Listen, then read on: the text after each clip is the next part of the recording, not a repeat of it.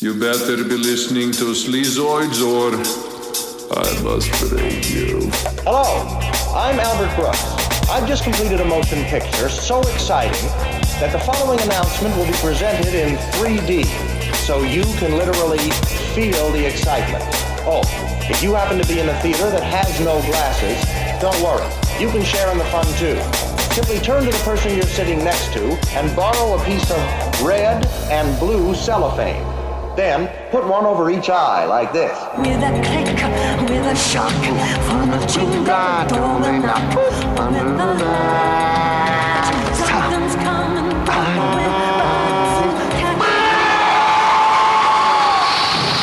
Hey everyone, welcome back to another episode of Sleazoids, the podcast where we go down the rabbit hole of 20th century genre fare from the most influential canon classics to the trashiest exploitation films we can get our hands on and invite you to tag along in helping us create a canon of sleaze. Each week is a double feature grindhouse style where we discuss two films loosely related by subject, genre, actor, filmmaker, or franchise, and at the end of each episode, along with our honorary Sleazoids, which you can become by subscribing on Patreon. Next week, in true Sleazoids fashion, to celebrate the holidays, we're going to talk about some people getting murdered, of course. So join that sleaze. That's right. We decide on all the official ratings and rankings for every film that we cover as well. Patreon subscribers also get an on-air shout out and 2 bonus episodes every single month, which we have been doing for, I don't even know what we're on, 6 years? 6 years, something like that. Somewhere around there. I don't know, math. So if you haven't made if you haven't made the jump yet, patreon.com/Sleazoids podcast. There's like 150 bonus episodes, as well as I think at this point 50 bonus transmissions as well, where we talk about new release genre films. There's so much bonus content. I don't even know what we do. I actually looked at our total uploads at one point the other day and looked at like the amount of hours it was, and kind of put my brain through a bit of a spin for a little bit there. I was like, how long have I been talking into a microphone about movies for? Jesus Christ. So if you haven't made the jump yet, we recommend doing that. And speaking of which, we have a whole bunch of shout outs to give out this week. So we'll do that here.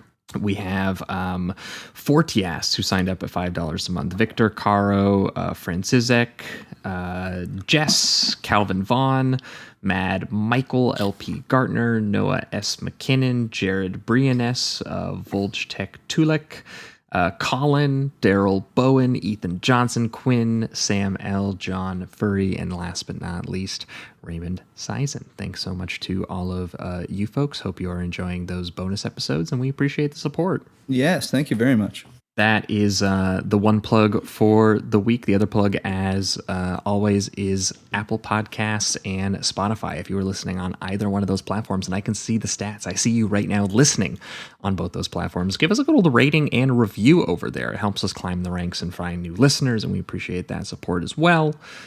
And the very last plug, as always, is merch. If you like the poster art that based out of Toronto horror artist Trevor Henderson did for our show, you can get that put on basically anything that you can think of. And you freaks have thought of a lot of stuff. You've bought pillows, you've bought hoodies, you've bought notebooks. You can find the link to that in the description of this episode or over at sleazoidspodcast.com for those interested. But that is it for the intro. Welcome back to another week. As always, I am your host, Josh Lewis, and joining me also, as always, is my co-host, Jamie Miller. Welcome back, everybody. Welcome. I believe 2 weeks ago would have been the last time you folks over on the main feed would have heard from us, and we would have been talking to special returning guest Cameron Feder of Podcast About List and the Monster Crazy podcast to, of course, bring on a B-horror double feature involving hairy monsters. Oh, yeah. We talked, and actually both films had the same title, which was part of the gimmick programming of the episode. We talked about a film called Night of the Demon from 1957, which was directed by the legendary Val Lewton collaborator Jacques Turner, and obviously was very elegantly stylized, very eerie, slow burn noir procedural that kind of slowly turns into this more sort of occult folk horror monster movie, including some full on like hairy ass like Godzilla, kind of style creature murdering some dudes on a train. Yeah. And then of course Cameron had to pair that with something that was just the absolute opposite. Of elegant. A former porno director named James C. Wasson, who in 1980 just made the most like pure video nasty Bigfoot exploitation grindhouse slasher of just like pure absolute bad taste nonsense, and we had a blast talking about both those with Cameron. Yes, it features a very long, drawn-out scene of a man getting his penis ripped off when he's taking a pee in some bushes. So it's just, it's world-class stuff. It's and amazing. he's like, oh no, Bigfoot just like ripping his dick off. Just I'm like, that's how I would respond to that too, probably. Yeah. So if you haven't heard that episode, that was 2 weeks ago over on the main feed. Go back and check it out. But then last week over on the Patreon feed exclusively for the patrons, we did a little bit of a left turn. There was a brand new Wonka movie on the way, and to cash in, just like right. Charlie and his golden ticket, to cash in on this extravagant situation. Oh my God, a new Get Willy those Wonka fans. That's right. We finally talked about finally. I don't know if that's the word I should use. We talked about the sugary sadism of one Roald Dahl, and we talked about obviously the original Willy Wonka and the Chocolate Factory from 1971, directed by Mel Stewart, which is a very sweet, colorful children's musical about a guy who tortures and mutilates children all day. And we had just a lot of dark undertones.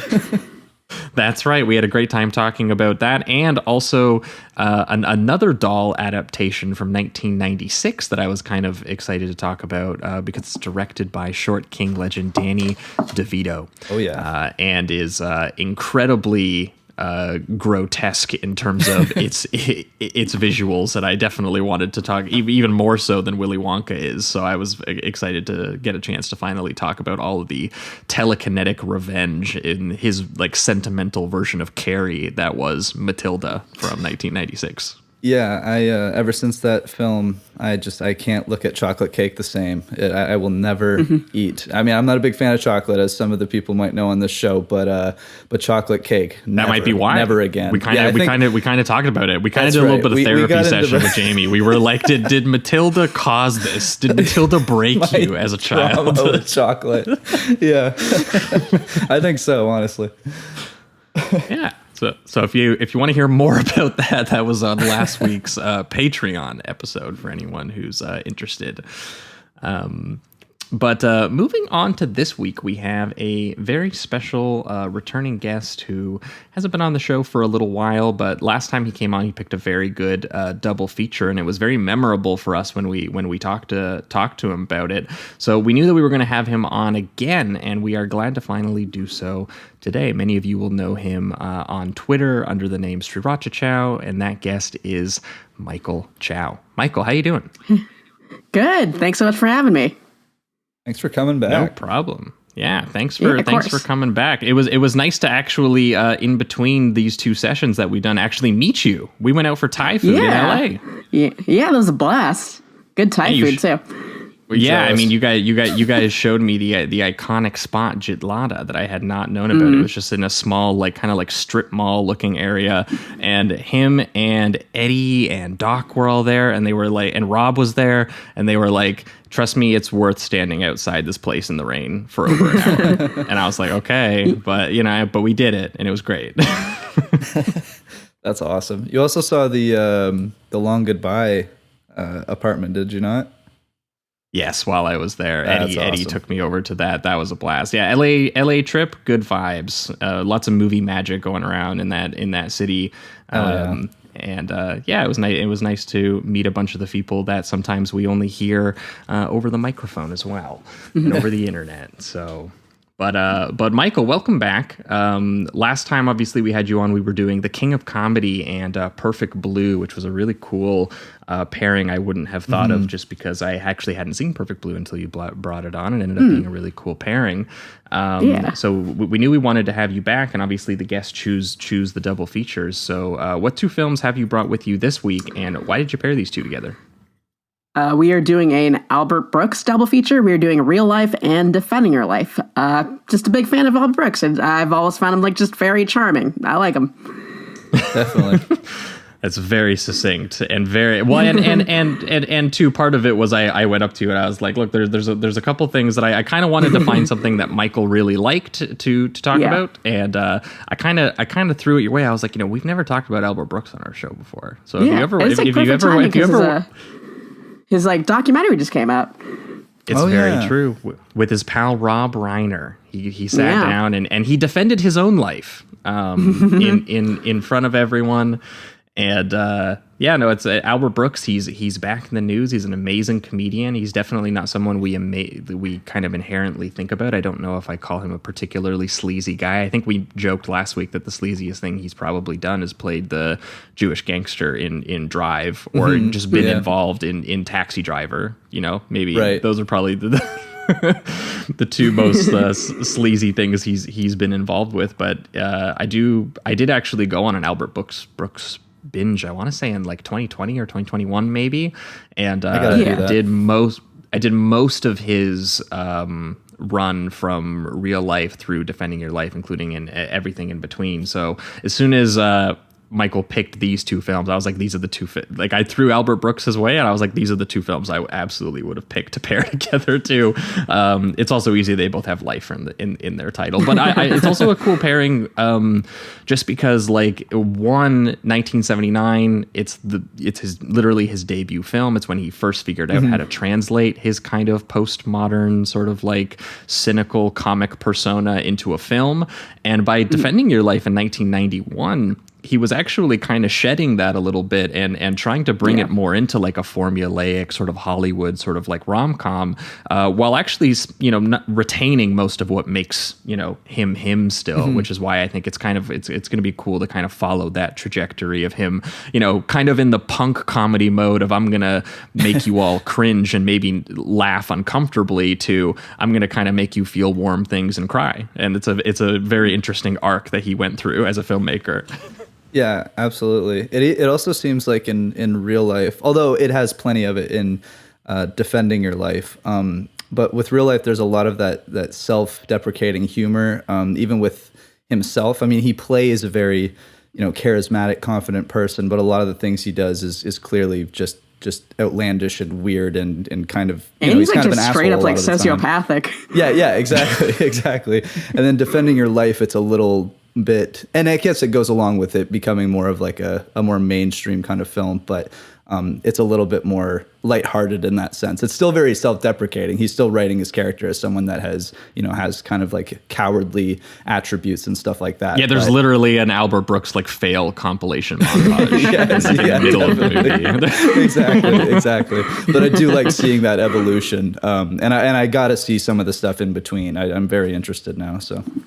Yeah, this is Jamie's first stab at Albert Brooks. I'm very excited about it. He's incredible, and we'll definitely talk about some of the stuff that happened in between when we have to kind of bridge the gap between Real Life and Defending Your Life. But if we're going to get started here, let's start off with the man's origins. Let's go back to his directorial debut film, Real Life. Kung Fu! What's that noise? Excuse me. Oh my God! I'm Randy Brown. You're the world champion paddleball player. Right. What are you doing here? I come to see a new movie. Real Life? Right. Well, Randy, you're a little early. It hasn't opened yet. Then I'll just leave. Oh, no, don't leave. I mean, what a coincidence. As long as you're here, thrill us. Okay. Oh, my. Mind if I join you? This could be amazing. All right, we are talking Real Life.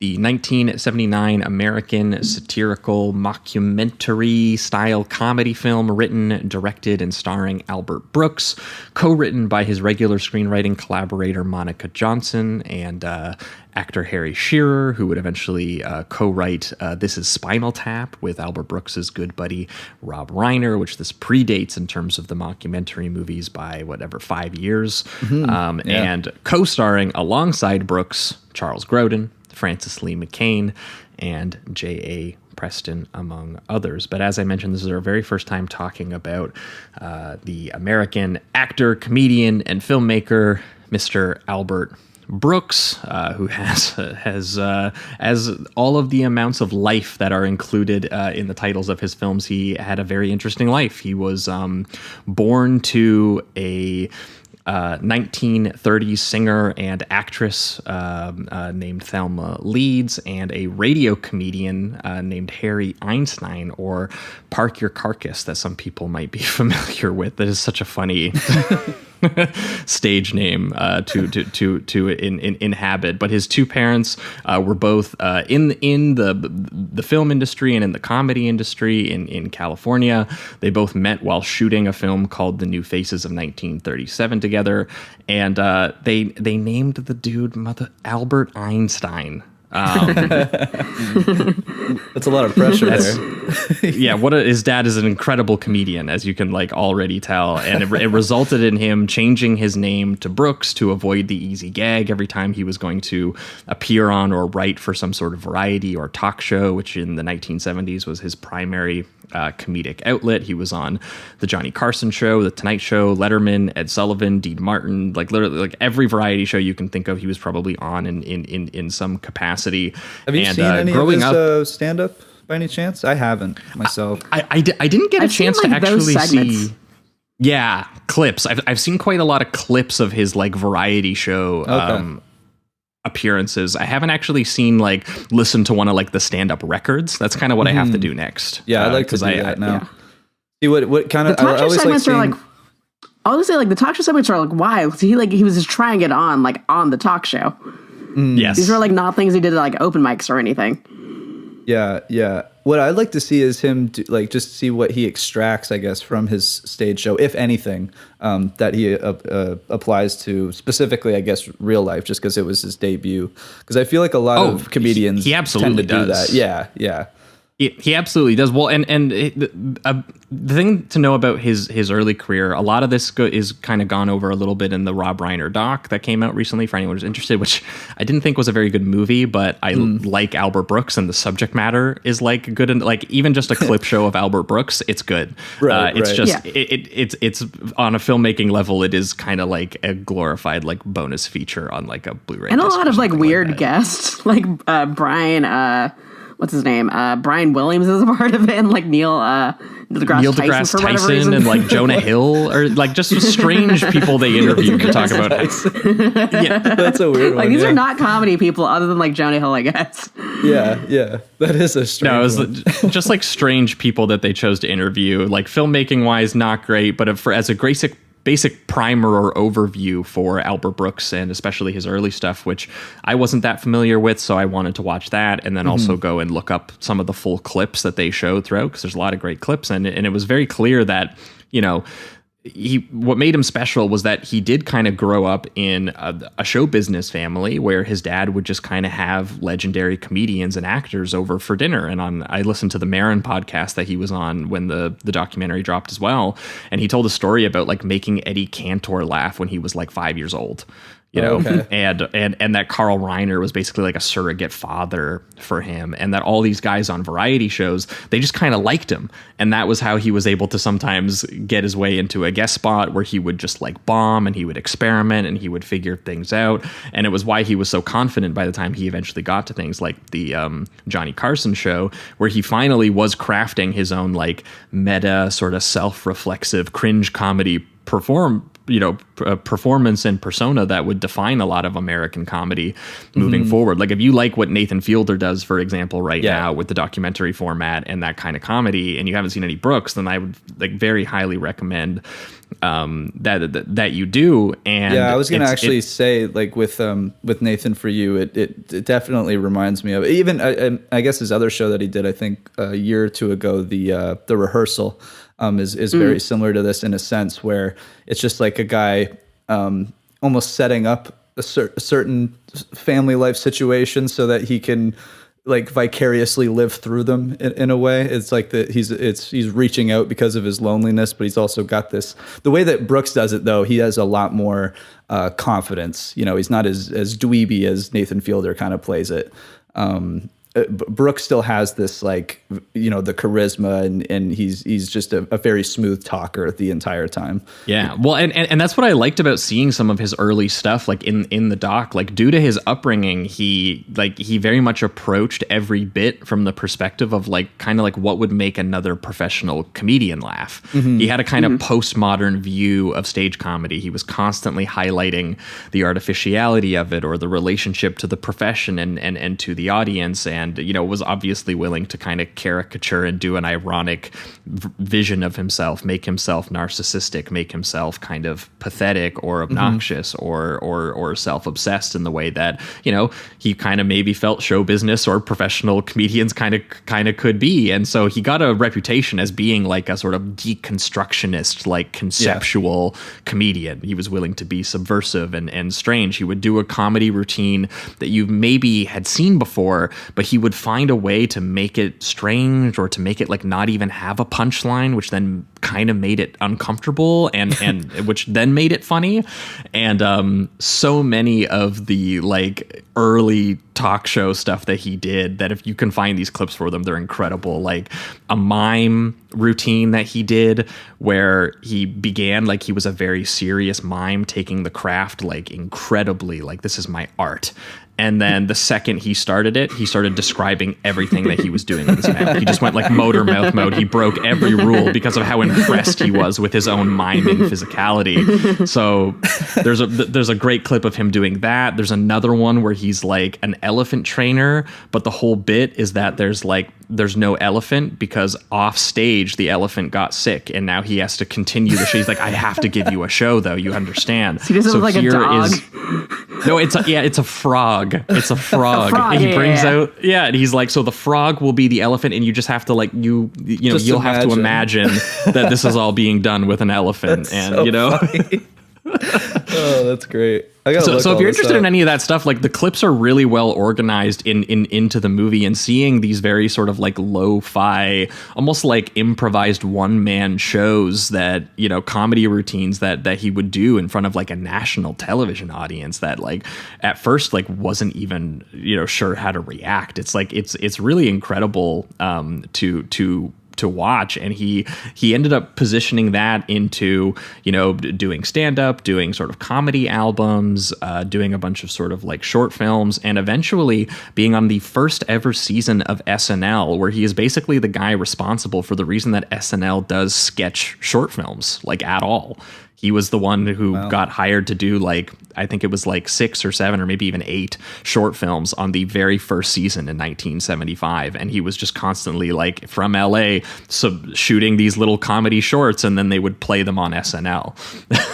That's and there's a couple cool ones in there too, like the Albert Brooks like comedy school one. And there's some really cool stuff in there, and it got him really well known. It got the attention of Steven Spielberg, who began hanging out with him. And in a bit I didn't realize until I watched the doc, they actually did do like an impromptu, like almost Nathan Fielder style prank show that they just filmed for fun. Just Spielberg and Brooks. I have no idea if any more of that footage is available or where that came from. I gotta look that up. Oh my god. Yeah, and then he got cast in Taxi Driver, which was his first ever film acting role, which is like, again, just like an insane trajectory from like 1971 to 1975, just like hitting every variety show, starting SNL, and then being in a Martin Scorsese film. And he's like so fun in that movie. Yeah, he is. I did because he's the one who has to get into the fight, right? With and he has to like actually like be like, he like kick pushes Travis De Niro Bickle like out of the restaurant or whatever. Yeah.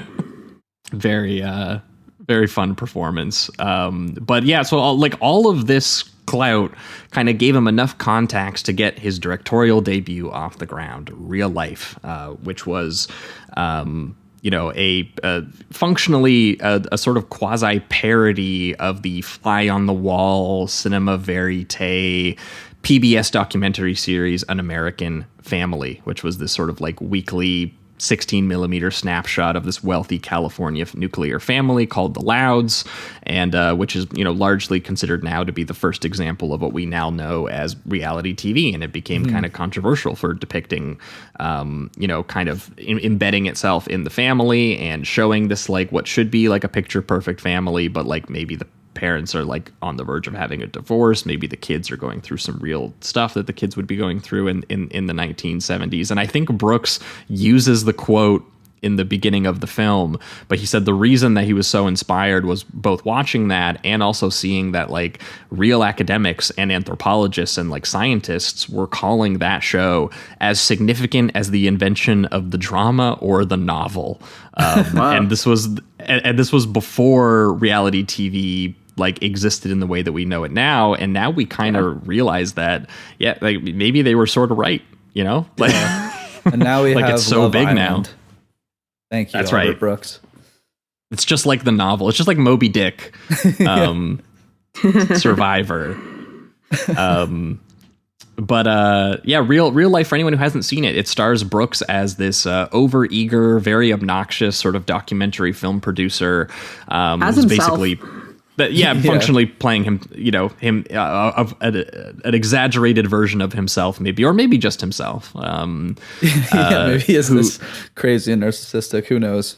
Talented man. Yeah. Who's just like, who's functionally just like detached from reality and both wants to win an Oscar and a Nobel Prize by breaking the illusion of TV entirely and self-consciously embedding himself and a bunch of cameras into a dysfunctional middle-class Arizona family called the Jaegers for 1 year in order to capture quote-unquote real life and the real lives of the film crew filming that real life, because we want the greatest show of all, and that is life, which obviously doesn't go according to plan in a series of very dry comedic set pieces that slowly become more unhinged and destructive as Brooks's producer essentially just slowly goes insane, trying to manufacture reality to his own staged vision of it in a way that both satirizes the ethics of reality TV before it was even really a thing,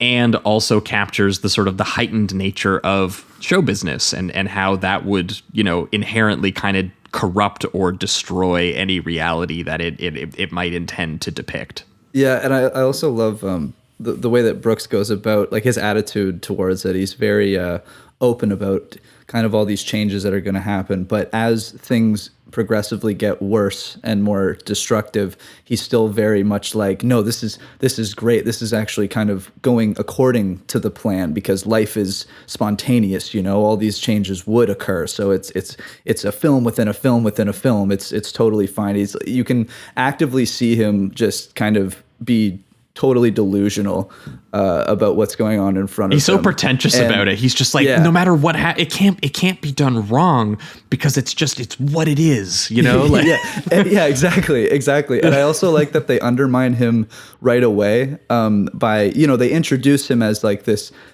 big, well-known comedian and kind of a celebrity and all of that. But then while they're doing that and giving him his accolades and all that, they're looking at a piece of paper because they forget exactly what he's known for.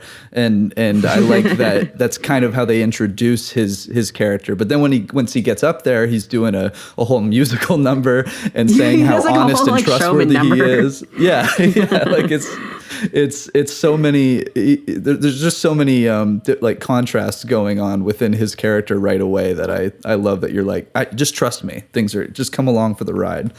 Yeah. That opening town hall, like in Phoenix, where Brooks in his Western shirt and like red ascot combo just announces alongside the local councilman and his academic sort of like psychological consultants at the Human Behavior Institute that he's rented or leased. Yes, one of which is like writing this prestigious, dignified article for the Journal of American Psychology, played by Jay Preston from Body Heat, who we'll talk about because he constantly butts heads with Brooks throughout, because he's kind of like meant to be, sort of like the objective sort of scientific perspective, someone who's taking this as a serious sort of sociological study, versus Brooks, who is slowly revealed to be interested in just like the fakery of show business and movie making and stardom and celebrity and all that kind of aspect. And even though he is purporting to be like, look, I've got scientists, I got the American Journal of Psychology, and we're making a movie about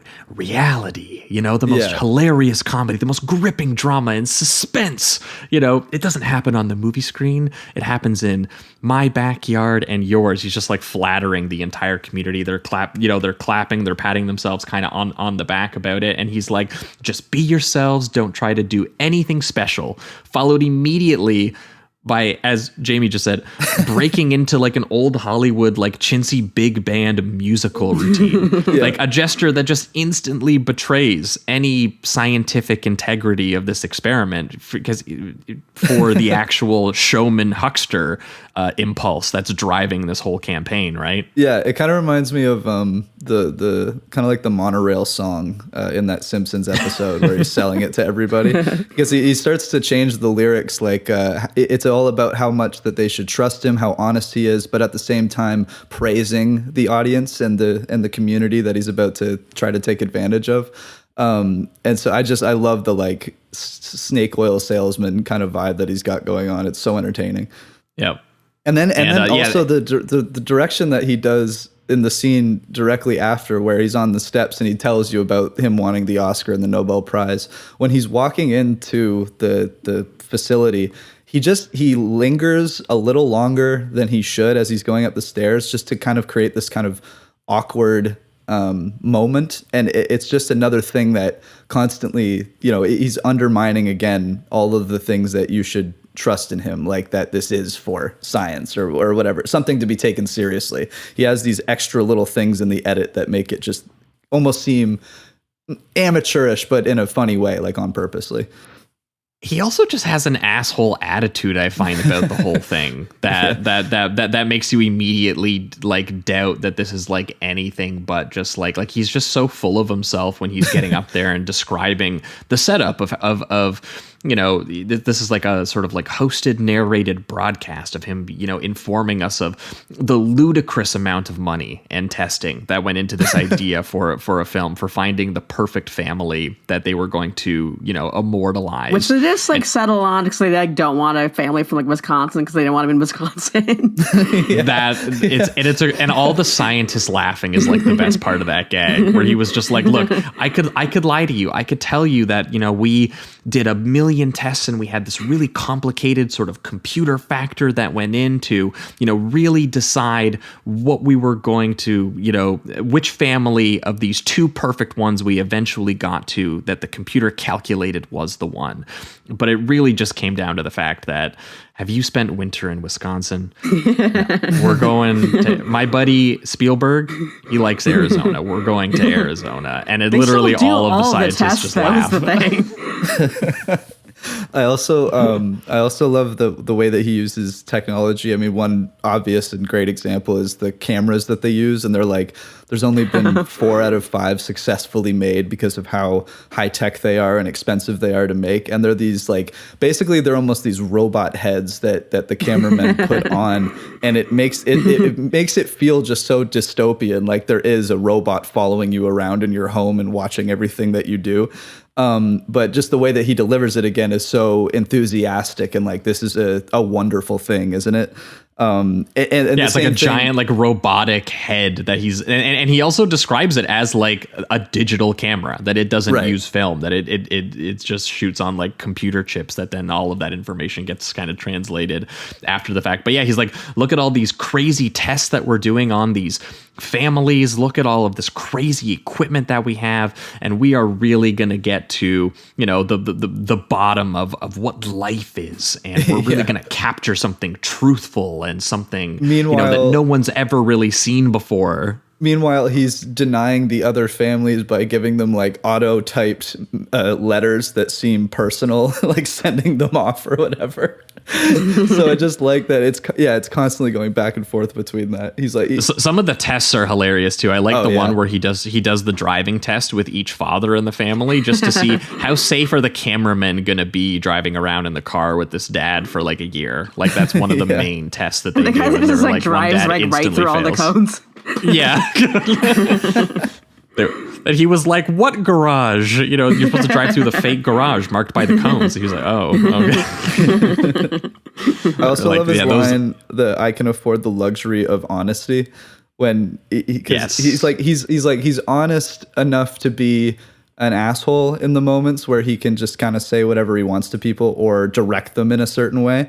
But then of course we know that he's not honest to his core, just given how he's kind of built this project and everything else like that. So again, I just love his dialogue and his juxtaposition in his character.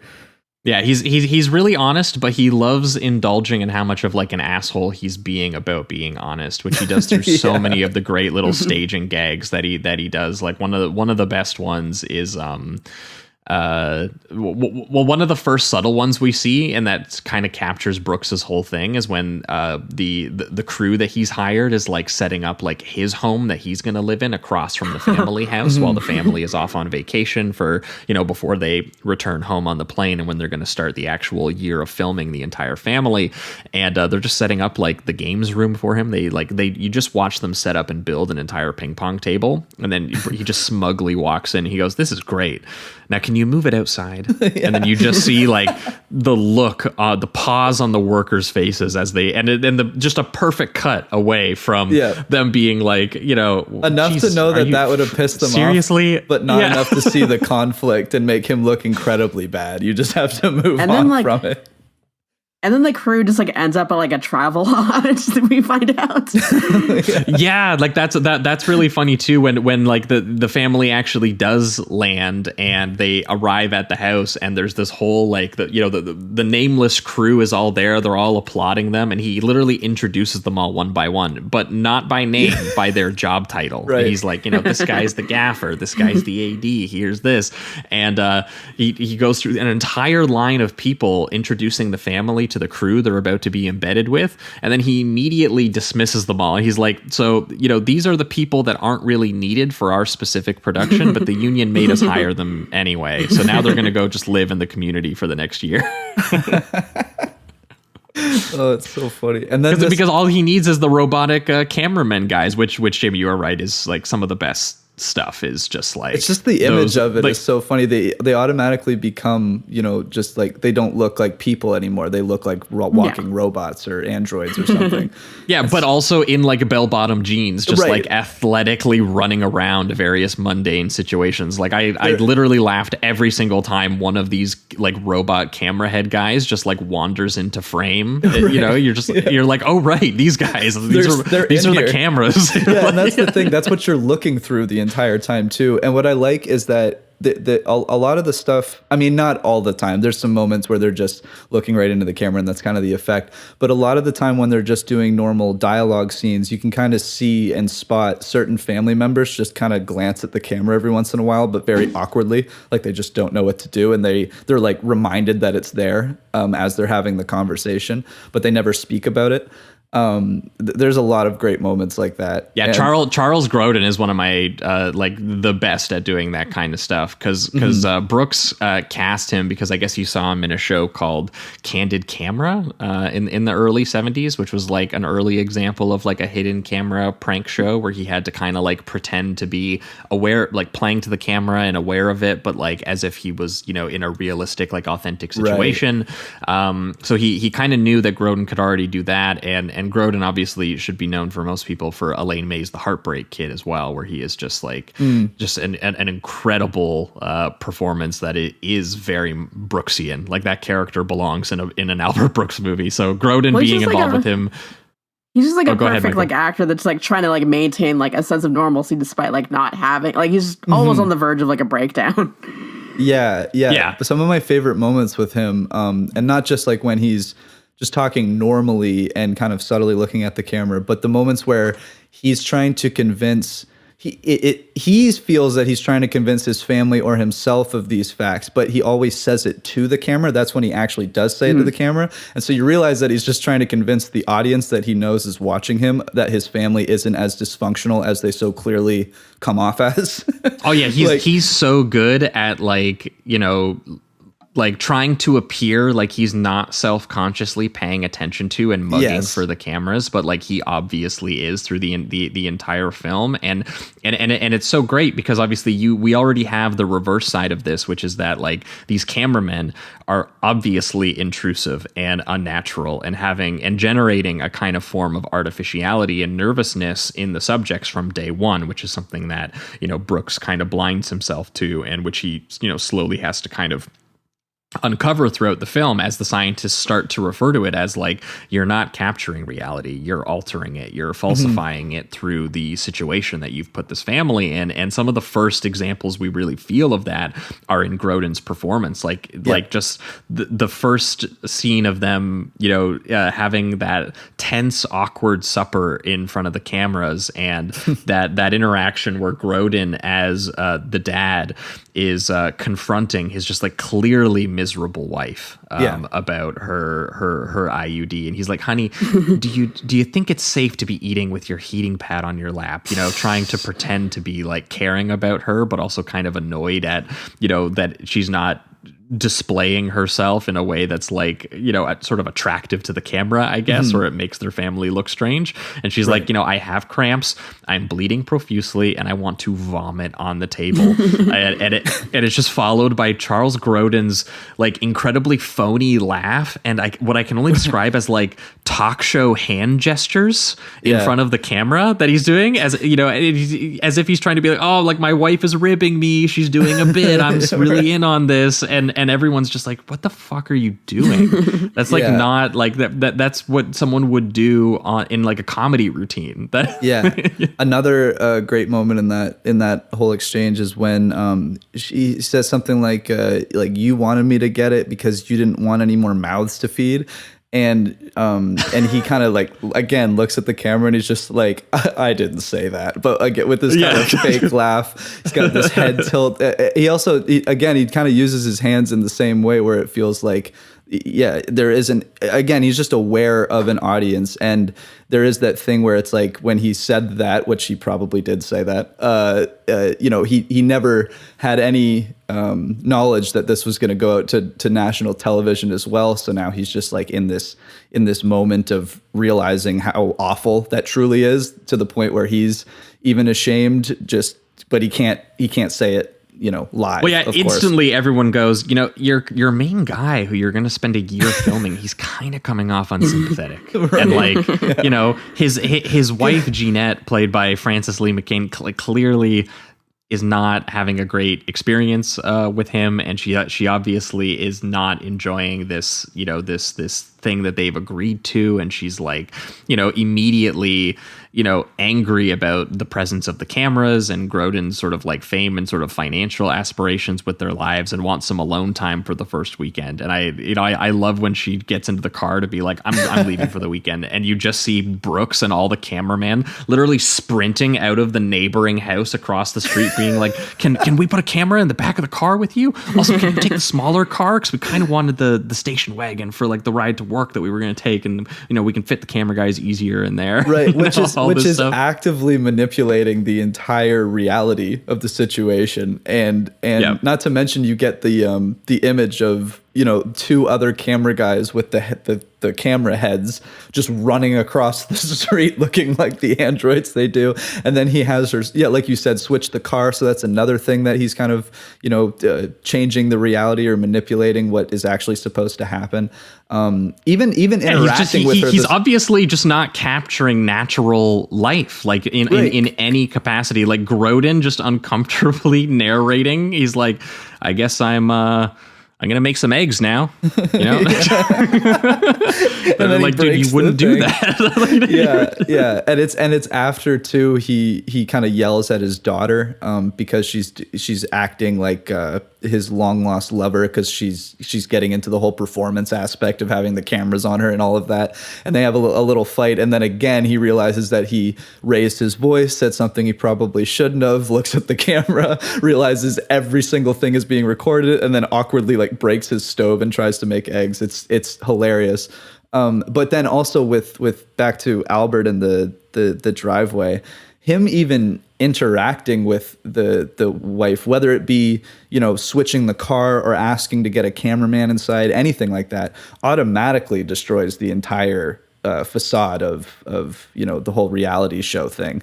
So it's funny that he doesn't even have enough discipline at all to get away. It's not like there's a lot of time or dialogue before he just starts to try to manipulate the scene. He's there right away trying to do it. Yeah. Yeah, so much of this is him not realizing how much he is like, you know, he claims to be just like setting up sort of insects to put cameras on, and then he doesn't realize how much he's kind of toying with them, or how much he's actually intruding upon them and getting unnatural responses out of them, just because he's just kind of just a bit of a cocky asshole. Yeah, including talking to his wife. Talking to the guy's wife in between like scenes and stuff with them. She starts to call him because of her marriage issues, and he even kind of has a laugh about that when he's like, his producer or something comes in, and he's just like, she called me and not her husband, and he thinks that that's kind of funny in a way. Like I like the scene where he throws the sunglasses on too, when you know, she's trying to be like, you know, the fact that you didn't make the cameras go with me speaks to, you know, a charm and a sensitivity that you have that my husband doesn't have. And he's just like, oh no, I'm a cocky LA film asshole. Like, don't even get me started on that. Nothing can hurt the film. This is where he's all about, like, it's the film within the film within the film. And she does actually start to strike up a relationship with him. You know, she embraces him, she tries to kiss him, and, you know, he's basically like, hey, no, I'm not involved in this. Don't get, which is like, you know, what he's supposed to be doing. And then later he actually tries to break that and actually he like gives into it a little bit. Yeah, he's like, what if I call her and ask her out to go for dinner? Yeah. And go to the gynecologist together.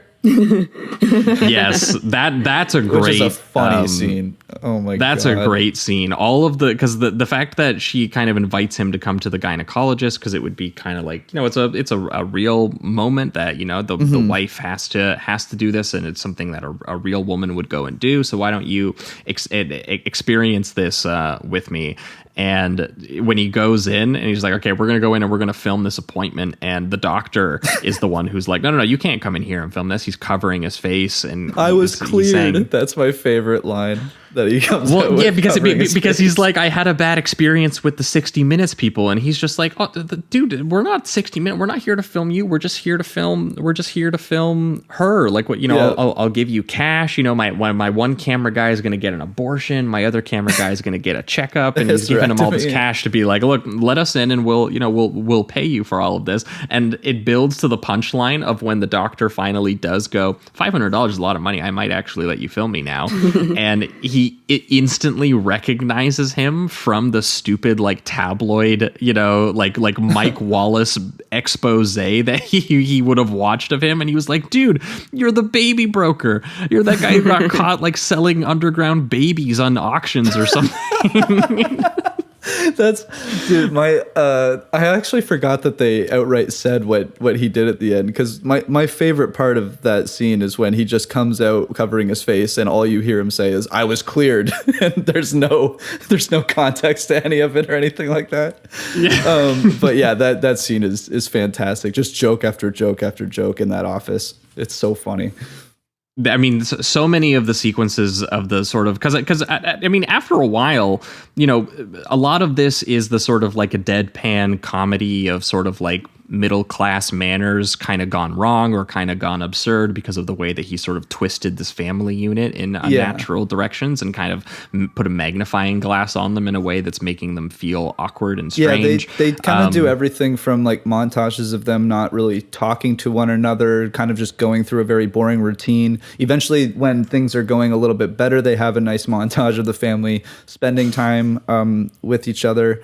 But there is there are the more absurd moments of the family, like when the father or the doctor, I think he's a veterinarian, he accidentally kills a horse, and they have an entire scene with that, which is more on the absurd side. So yeah, I like. Well, I was going to say that's practically just like a sketch comedy bit, right? Like that's where you kind of feel that aspect of Brooks coming through, where he is doing this sort of sly documentary filmmaking satire, but it is so bleak and so sharp and like prophetic about a certain type of kind of like single-minded like showbiz, like sociopathy and kind of like vanity and the fact that he will just like the whole, like obviously the whole actual sequence of Self where he kills the horse, but then also the sequence after, when the guy's like begging and he's like, dude, this would like ruin my career, like this would like, can you like, this is, can you not like, I'll probably not show it. I'm not going to promise I won't show it, but I probably won't show it. yeah and the whole irony is like, you know, you understand as the show, you want it to be as realistic as possible. So if mistakes were made, you want that to be in your reality show so that your whole, you know, thesis can be put on screen. But the thing is that the reason he is making those mistakes is because he has all the cameras on him and the pressure on him and everything else. So he's like, I've never done this before. This is like the one time this happened, and it happened because I was stressed because the cameras were in there with me. And Grodin does play that whole scene perfectly, where he's like, they drive in the station wagon to work excited because they're like, wow, you haven't been called into like an emergency like animal surgery in like 6 months, and here's this like bypass operation for a local show horse. It's like a huge dramatic situation. Yeah, he'll look like a hero. Yeah, and he's expressing confidence about it. He's like commanding the room. He's like, check the dilation, pressure, and the pulse. And but the cameras being present causes him to accidentally overdose the horse on anesthetic. And he like forgets he like doses the first time, then he like doses the second time. Oh yeah. Yeah, and they were like, "Are you sure? We already did 2.5." And he's like, "Yes, 2.5." And then they do it, and they were like, "So that's a total of 5." And he's like, "Wait, no, 5. 5's too much." And they were like, "Well, you said 2.5, and then you said do it twice." And and they were like, "So now, you're just watching him go, oh no, oh no, oh no," and then the horse just dies, and you just get Brooks's deadpan narration of the operation was done at 11:45, well ahead of schedule. So that is funny. I almost forgot how many times he does the whole like kind of recontextualizing the scene through his narration, but of course we know it's full of shit, so it just becomes a joke. That is genius as he does that throughout. I love and throwing like side personality bits into it as well, like the owner of the horse running in and being like, what's going on here? What have you done with my horse? And he's like, I'm sorry, sir, we lost her. And then you just see the guy run down the hall. Yeah, let's go find her then. You just see Grodin just have to be like, what? Yeah, and then him just being like, will you at least sign something to say that you won't officially release it? And he's like, well, no, we won't do that. But I promise I'll think long and hard that it won't go in there. And I do like that it completely, like, because right then you feel, some sympathy for Grodin's character, and then they again undermine it completely by having the grandmother pass away, and at the funeral he can't help but make it about his own situation in the middle of the burial.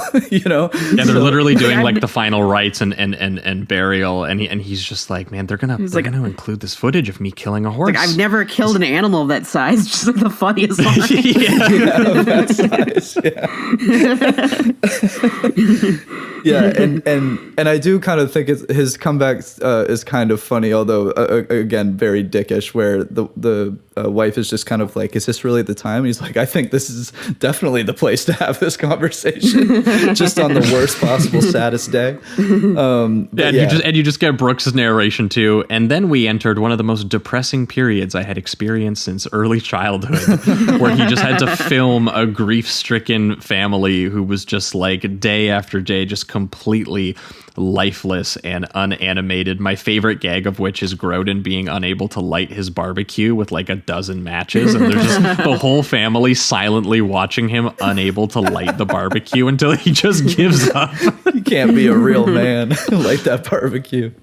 Oh my god. It's so funny. And then he's just trying to encourage like dialogue at a certain point. He's like, kind of say whatever you need to say. That's one of the most monstrous scenes when he does go, okay, well, to find that like they aren't being the good subjects I want, and this is real, and now I need but it's not film, it's not exciting real for my film. Like they're just being depressing, and they're not talking, they're not doing anything. So that's when he tries to have a romantic dinner with Jeanette, and to try and make her happy in order to fix the movie. And I think his quote is, "I'm not D.W. Griffith. Like I'm going to get in trouble if there's no dialogue in my movie."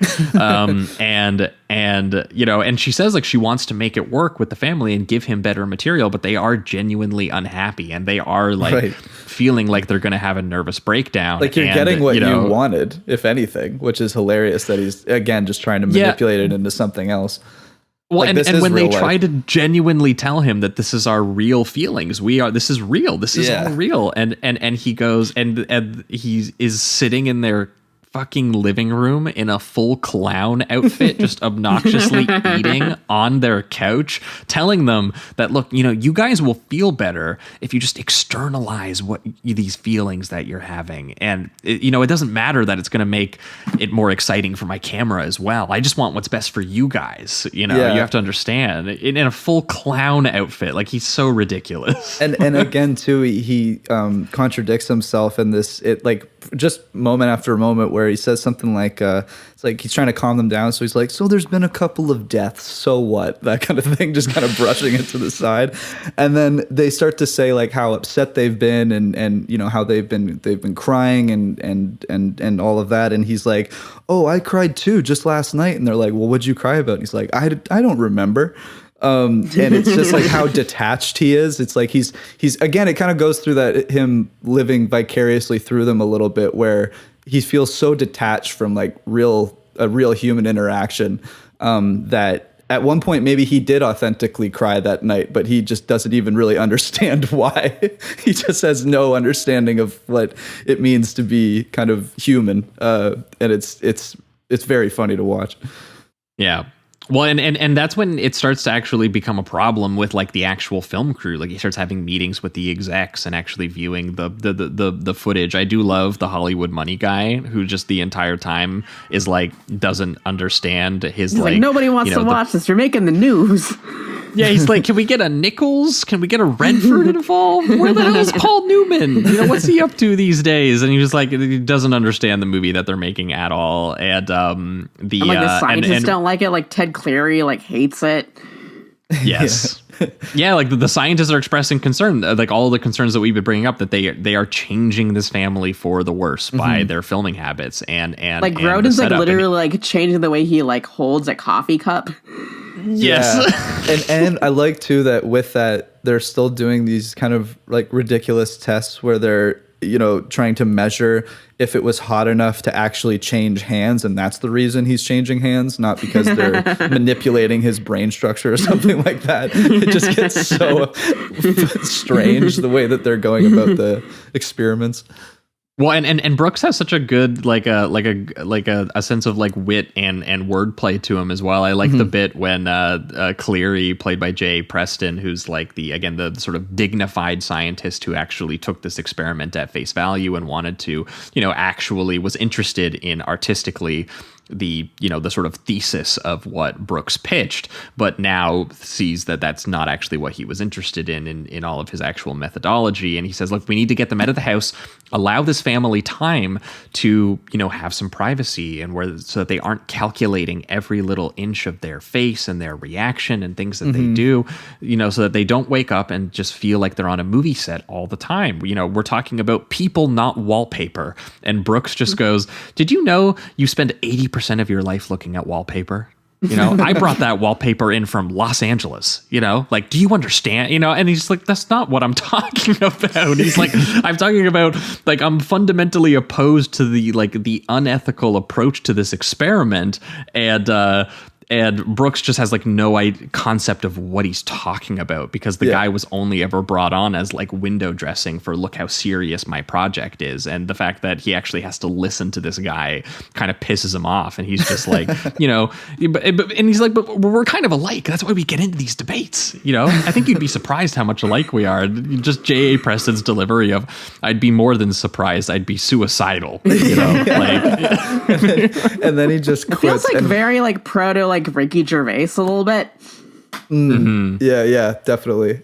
Because like this moment especially, because after he quits, Albert kind of visibly gets upset a little bit that someone's quit on him, and it seems very authentic at first. But then once he sees the camera, he starts to just articulate his feelings to the camera and express them that way, so that it's still part of the performance and the entertainment and the show that he's putting on.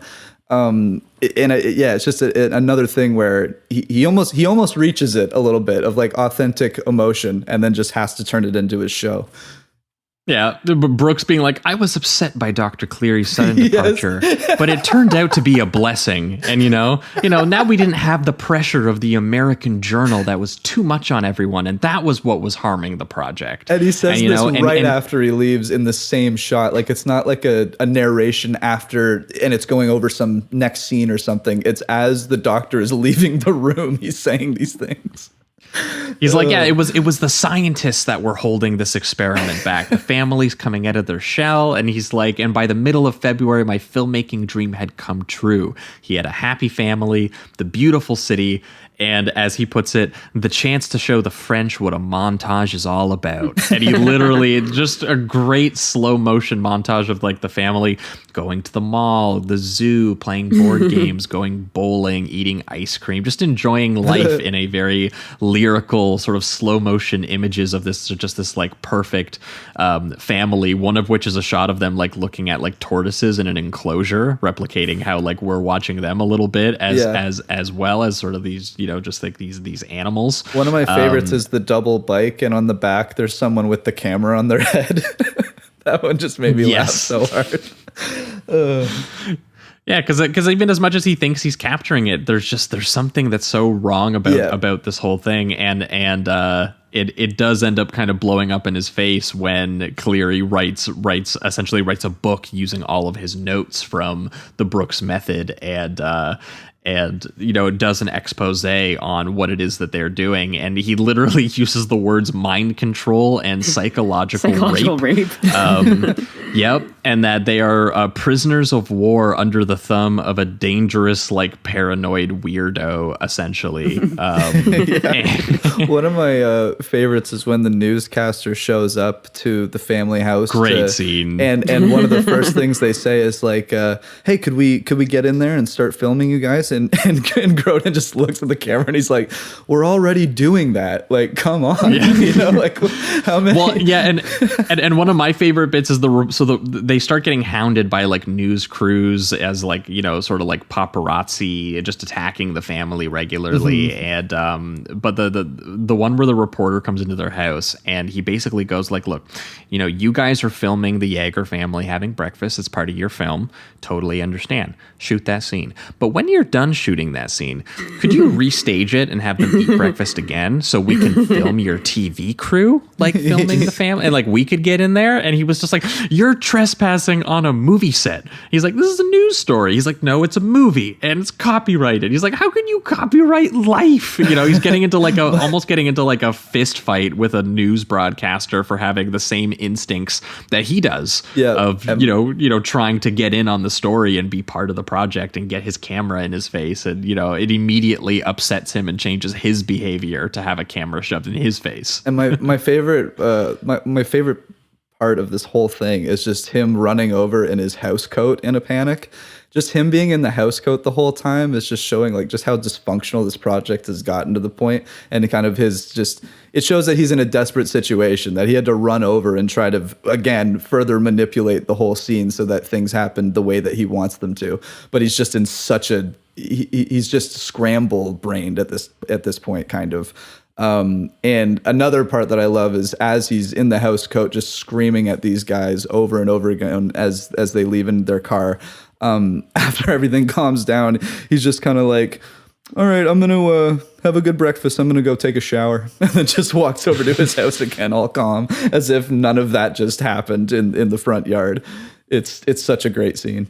One and it's so clear how just like he is kind of disintegrating as like a person, as his project is, slowly falling apart at the same time as him, because the Human Behavior Institute and the movie producers are at the point where they're like, yeah, we're gonna shut this experiment down. Our reputations are being harmed by all of these stories and all of these news broadcasts that are saying that you're an insane man who is torturing a nice American family. And they're actively telling him that they're like, this is ruining our lives. We would like to stop.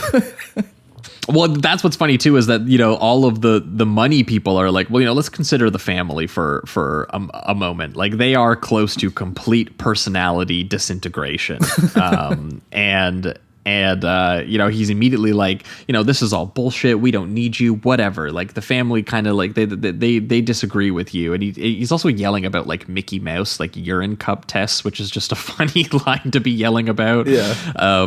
Because they're doing all these tests to try and find out how the family is doing, and they're finding this out through their pee. And what's that line he has too about how, because Brooks really emphasizes the fact that they're doing cup tests, and he was just like, I'll tell you something about you people. You're great with cups, but you don't have balls. And I think if you ask any magician, he'll tell you that cups without balls doesn't mean jack shit. That's what he says. But the family at one point does come in, and it's just like, this is too much. The movie producer is like, does have like the line of the movie where he's like, you started out with this artsy craftsy reality crap, and what did you end up with? The news, the goddamn news, and people get that for free. And he's like, they're gonna hire a babysitter and go all the way downtown and go to the box office and like give me a ticket to the news. He's like, come on, man, like what are you doing? And also, you're killing this family, and they all agree, and they're like, our kids are afraid to go to school. And Brooks's response to that being like, that's normal. Yeah, so good. Oh, it's so funny. And then he starts to get kind of, I mean, we've seen him throughout the film just in full context, so we know that he's being kind of mean in general, but this is where he starts to get kind of actively spiteful, where he's like, you guys won't be able to afford the braces that your daughter's going to need. She's going to have elephant teeth, like all of that. He really starts to dig into the issues, specifically, I guess, financially that they're dealing with, and that will lead. He's trying to weaponize like financial anxiety and desperation in the family to be like, you need to get paid for participating, and they just go, what? Well, they've been through enough torture. We'll just pay them what we owe them, and get out. And then that ruins his whole thing. So then he's like, literally, after berating them and threatening them, now he's like begging and on the ground, being like, please, keep doing this. Is all I have. And one of my favorite lines, and it's so simple, but given just everything we've seen, makes it so funny. When he's having this breakdown, he's like, let's just think about me for 1 second. That kind of, just, given everything we've seen, that is such a funny fucking line. But yeah, this is kind of where he starts to, it's hard to say whether or not he's like just desperate for the show to be completed, or if he kind of is in this breakdown, hinting a little bit that some humanity's coming out, and that he actually has kind of vicariously lived through them a tiny bit. But a lot of it seems to be just based on the manipulation and the fact that things aren't going his way. That's what it seems to be. More selfishness than anything. Well, he was like, he had a vision of what reality would look like underneath his documentary camera, and when he tried to force it, it didn't work. And then he's like, well, now this is breaking my entire conception of reality. And he's like, oh, then he starts to realize maybe his entire conception of reality came from movies and came from these fake things that he doesn't, and he was like, so he really does start to have like, it literally like breaks his brain in front of us. And there's this great cross-cutting between the family signing their liability disclaimers where they were like, were you guys ever coerced? Did you feel like your life was disrupted by this experiment? Do you plan on suing us? And they're answering all of these questions where they're basically, and my favorite one is do you think you have benefited from this experience at all? It just grows. And McCain just both being like, well, we're going to need to think about that one for a second. And this is all cross-cut with Brooks just like going unhinged, insane to the ranting camera. Into the camera. And I do love all of the failed attempts by the camera guy to be like, oh, no, man. No, you're a good guy. This is a great movie, man. And he's like, no, I'm a jerk. I ruined their life. I like how I'm a failure. I like how he sets that up in the framing too, that at first you see the cameraman actually with the camera on his head and kind of talking to him as if he's trying to calm him down. And then it slowly transitions into him just looking into that camera, and we get the perspective of him just yelling at us as an audience member while he's going through this like self-therapy session, I guess a little bit with the camera guy trying his best to help him. But I thought that transition was great. And he's got some really good lines in here. Like, I love him just actively saying, I have no right to make movies. I shouldn't be allowed to do this to the audience. And then another one, which is a crude one, but I do like it, is when he's like, and so it ended 8 months early, like an abortion.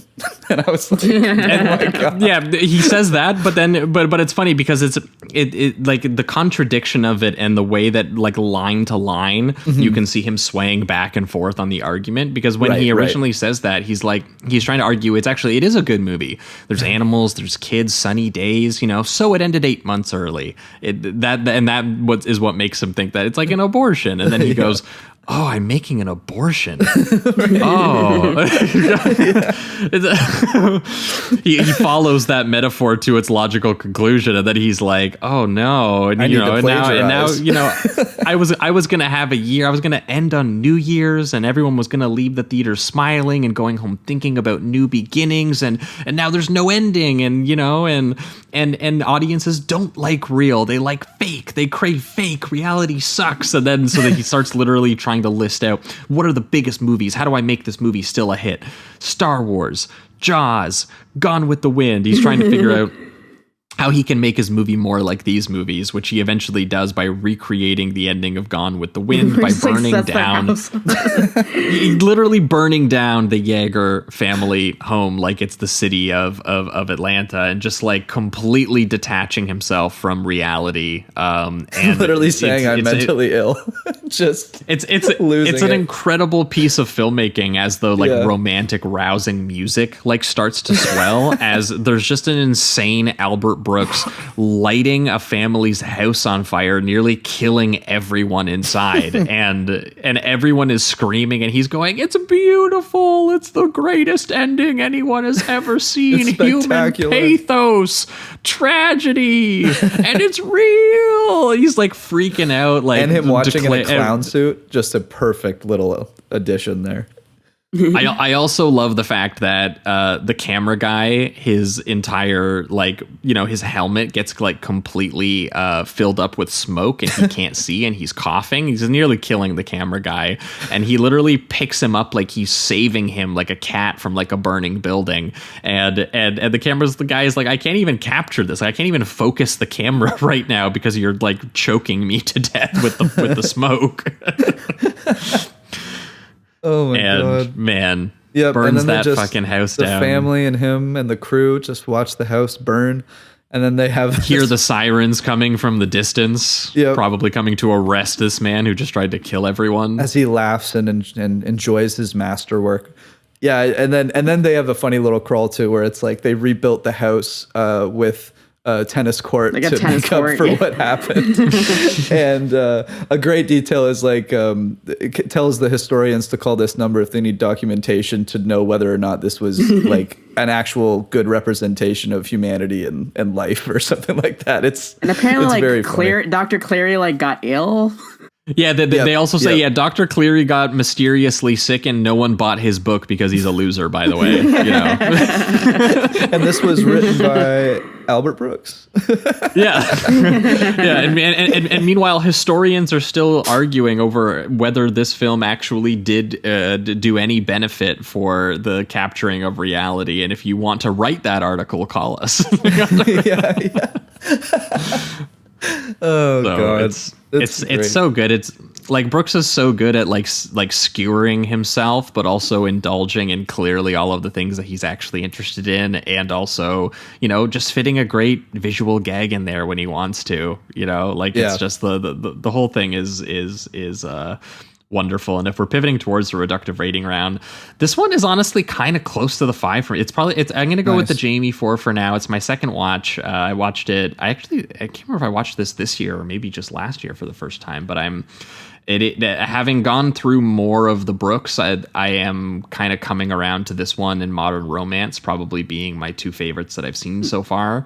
And I did kind of think that, like, you know, just speaking on how ahead of his time he kind of was, it makes me almost want to 5 this one, because it's like, it's so innovative in terms of doing this like meta sort of postmodern sort of like cringe comic sensibility that he spent a decade honing in the comedy clubs and the variety shows, but managing to fit that into a debut feature that is just as like well conceived and controlled as this movie is, you know, and while still leaving room for like that awkward spontaneity and the crazy interactions, the absurd sort of conceptual staging of the physical gags, like all of the robot head cameramen just intrusively and aesthetically running into each situation and frame is just like so wonderful.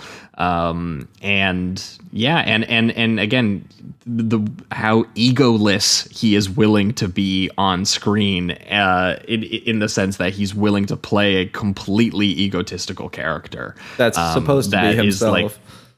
That is like just kind of self-obsessed and so kind of unlikable, and, you know, just becoming slowly untethered and unhinged, trying to manufacture reality in a very sort of like stage-like fashion, you know, including opening on a musical number and ending on a fiery climax out of Gone with the Wind. It's just, you know, it's a really crazy idea for a movie, and the fact that he is prophetically like satirizing reality TV and the ethics of it, and, you know, the sort of heightened vain sociopathic nature of show business, you know, before the actual things existed that people would have these conversations about. You know, he definitely, you know, he envisioned things that, you know, would eventually we would actually see kind of unfold, and he did it in a very, very funny way, and he's just a kind of naturally gifted filmmaker. There's a lot of stuff I could see. I know at the time people kind of critiqued this one for being they felt kind of repetitive. Like in Ebert terms of, hated, like, apparently. Yeah, Ebert didn't like this one at all. He famously found it like very one note in terms of that he kind of had one really great idea for a movie, and he felt that he kind of exhausted it after 10 minutes. Personally, I found that he kind of kept developing it quite well, honestly. Yeah. And he found lots of different little sketches to do, even if you could argue that like the gynecologist scene and the horse scene are kind of like a variation on each other. Those sequences are a total blast and have very different visual gags and setups and punchlines to them that I just absolutely enjoy, and also to have, you know, such a bleak framework for them, because it's not just like the gag happens, it's also like Grodin groveling to be like, please don't fucking put that in the movie, like it's so horrible, and for him to sit there in the awfulness of being like, look, I staged this great gag, and now look how terrible of a human being I was in order to stage that great gag. Like, it's just, he, like, this was kind of the level of thinking that Brooks was on. And the last thing I wanted to share, which will kind of lead us into the next one, was that one of the stories he shared on the Maron podcast that kind of speaks to his sensibility is that apparently when he went on the Dean Martin show as to do one of his sketches, the producer for the Dean Martin show looked at a couple of his bits that he was going to bring on for like a summer season that he was on.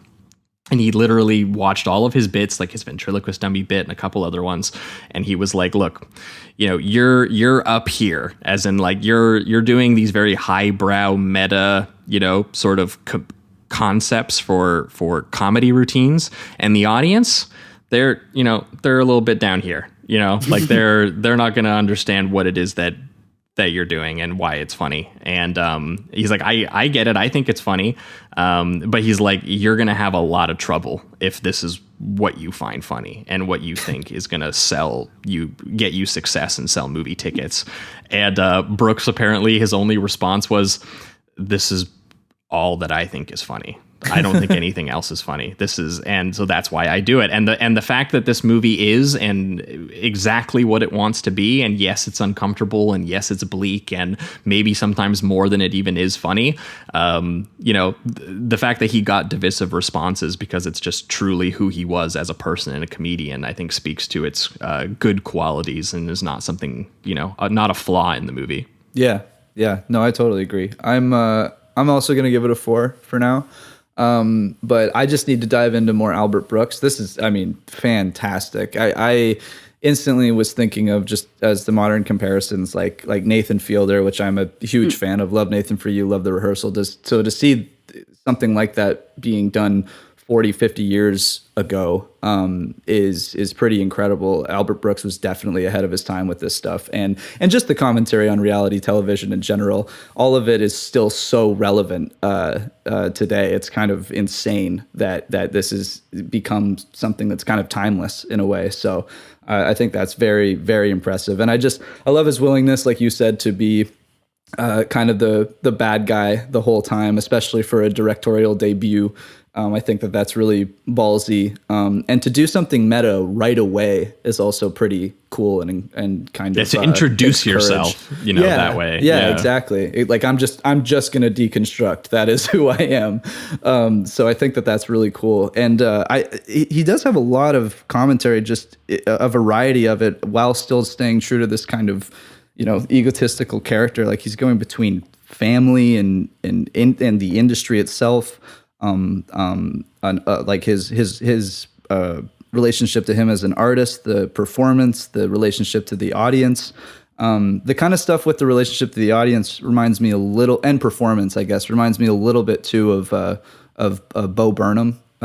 He's pretty constantly talking about the breakdown of what performance is and kind of the illusion from the audience to the actual act itself. So I saw a little bit of that too, which was cool. But if you want to see him do a full musical act at a piano where he plays multiple characters on a piano, there's a great clip of Albert Brooks trying to generate a new national anthem for America. Oh, that's awesome. He does it as a series of people volunteering for what their version of the national anthem would be. So he just plays like 10 characters in a row, like stepping up to a microphone and doing their new national anthem. I didn't know he also in various did genres. And I didn't know he also actually does do stuff. like a musical themed comedy like that as well. Yeah. Oh, that's awesome. I just figured with the first gag at the kind of council meeting that they have in the beginning of this one that it might have just been a one-off, but that's awesome. But yeah, I think this is great. Very funny. It's crazy that it made like no money, it looks like, and did get kind of trashed, but this was, I think, ahead of its time. So yeah, 4 out of 5 for now. Yeah, for you, Michael. Yeah, I agree with both of you. I think it's a 4 out of 5. I think it's very funny. I think it's very comfortable. I think it's very ahead of its time. I think it sets up like a very early thesis statement that like we're all like kind of under a lens and performing and badly under it, which I think is like very interesting and fun. Yeah, I think it's great.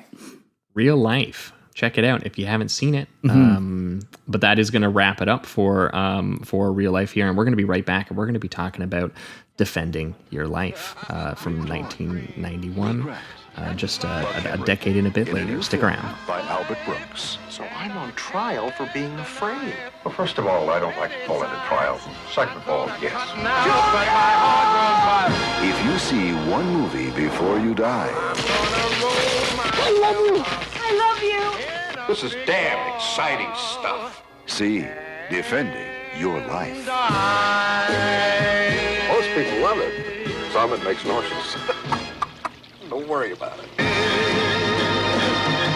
All right, we are back, and we are talking Defending Your Life, the 1991 American fantasy romantic comedy film written and directed by Albert Brooks, and starring Brooks alongside Meryl Streep, Rip Torn, and Lee Grant.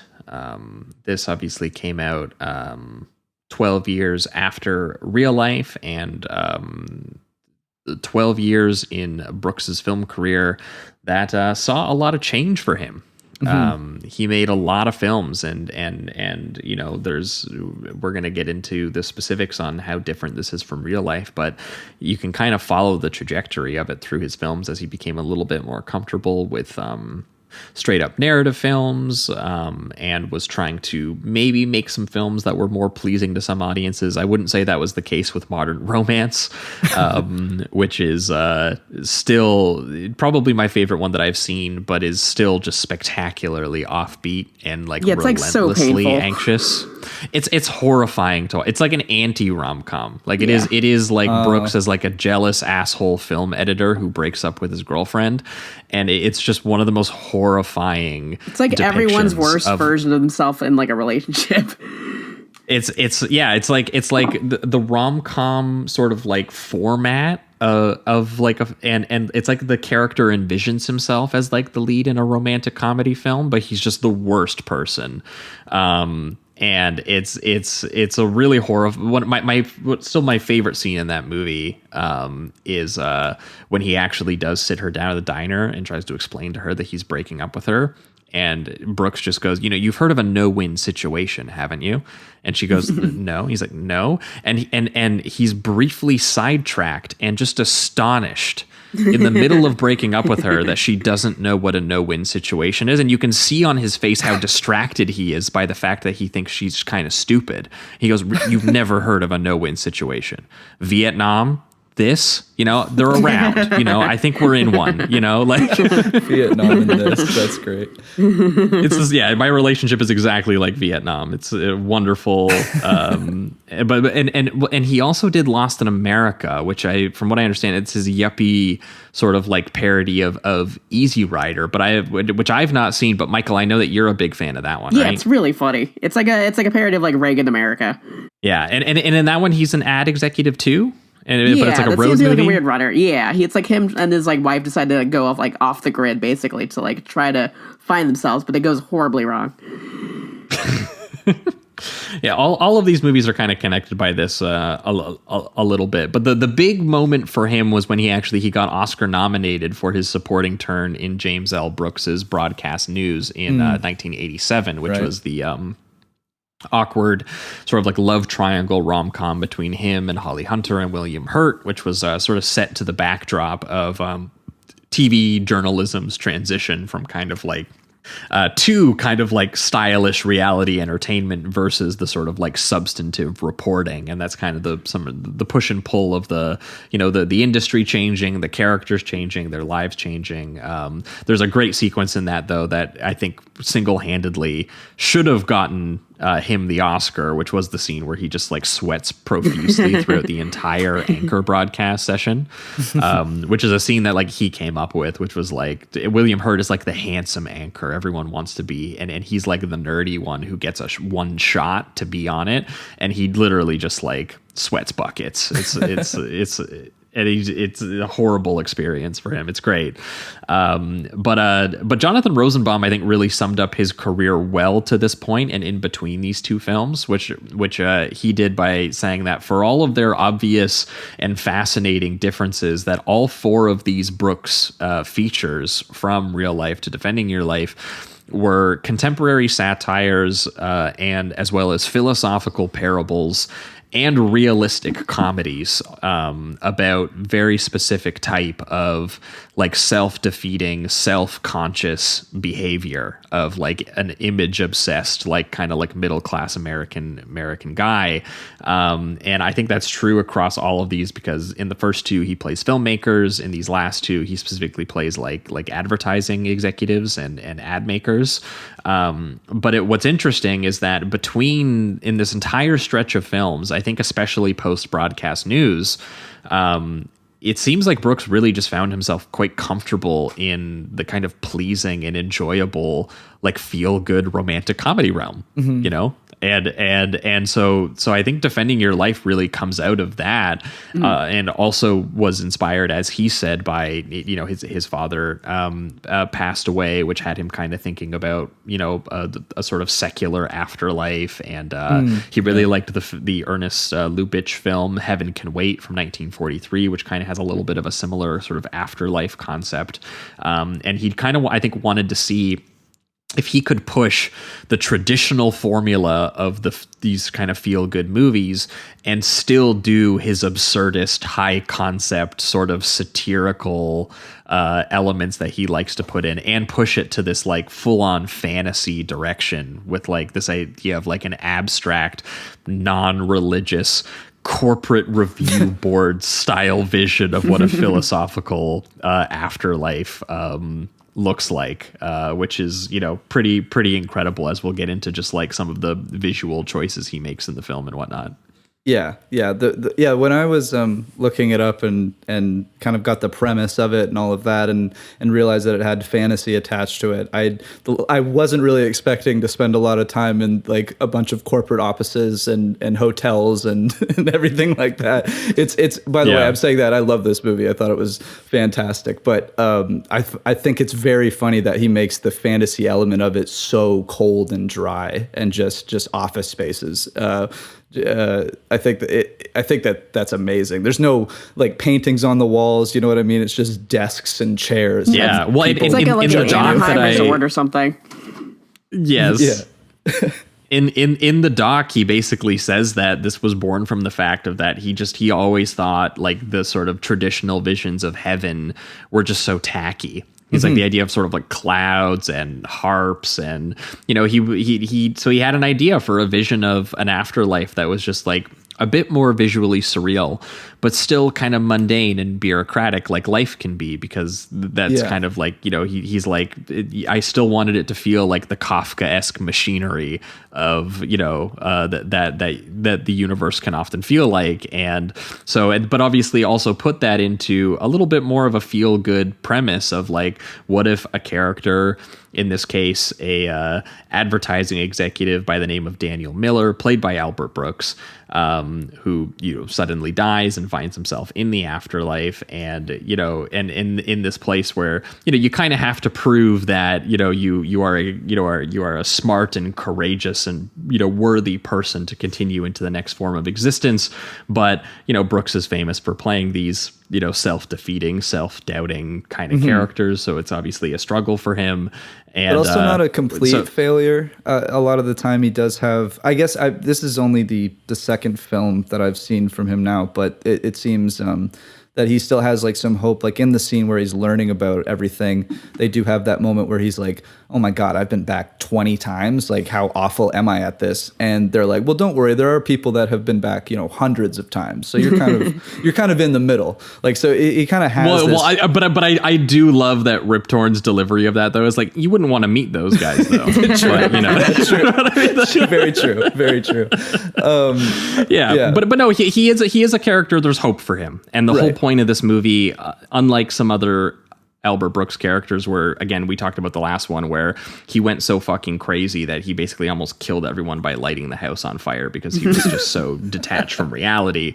You know, he gives this character, he's kinder to this character. He's like, this guy can look at his mistakes, he can reflect on them, maybe he can even change his ways, and he can conquer his fears and anxieties, and that cause him to maybe pass up these things, these opportunities, and these, you know, maybe love, you know, all these various things that he's maybe not experiencing that he should be. And he does it in a deliberately less like postmodern confrontational and off-putting sensibility. You know, but in my opinion, he still does it quite well. There's still great purpose here. There's a lot of great filmmaking. It is still sharp and satirical. It just felt like, you know, it has a little bit more of a warmer, sort of gentler attitude about many of, you know, the same ideas. I think even the kind of system that he set up here for the afterlife is a lot more warm than you would traditionally get. I mean, if you're just going to the like Catholic or whatever, it's kind of the judgment. It's like a Buddhist like bureaucry, basically. Where like you get a chance to like overcome these things that you've been dealing with, and if you can move on. But if not, then you go back one more time. Right, and there's this. I was gonna say at least you get another shot, right? You know, like, There's the. I mean, they outright say it's not even an implication where you get chance after chance, really, to try to prove yourself. I mean, it seems like, you know, there are people that fail at it, but just that opportunity to do so seems to be a little bit more hopeful than some of the other religious afterlives that I've heard about, where it's just basically like you're either going up there or you're going down there, and you don't get any, any retribution. Well, even like Rip that. Torn's like Defender character is like a good example. Like you can like reframe these things in your life where like it can be positive if you wanted it to be. Mm-hmm. Yeah. No, well, and honestly, he's not like as bad of like a character who like you really feel right off the start like needs to even be like taught he's not like an evil character that needs to be taught a lesson like Christmas Carol style or something. If anything, a lot of the time they're judging him in the sense that he could just be a better person. Like, not that he's a bad person in general, but just that he himself could like have self-improvement. A lot of the things are him.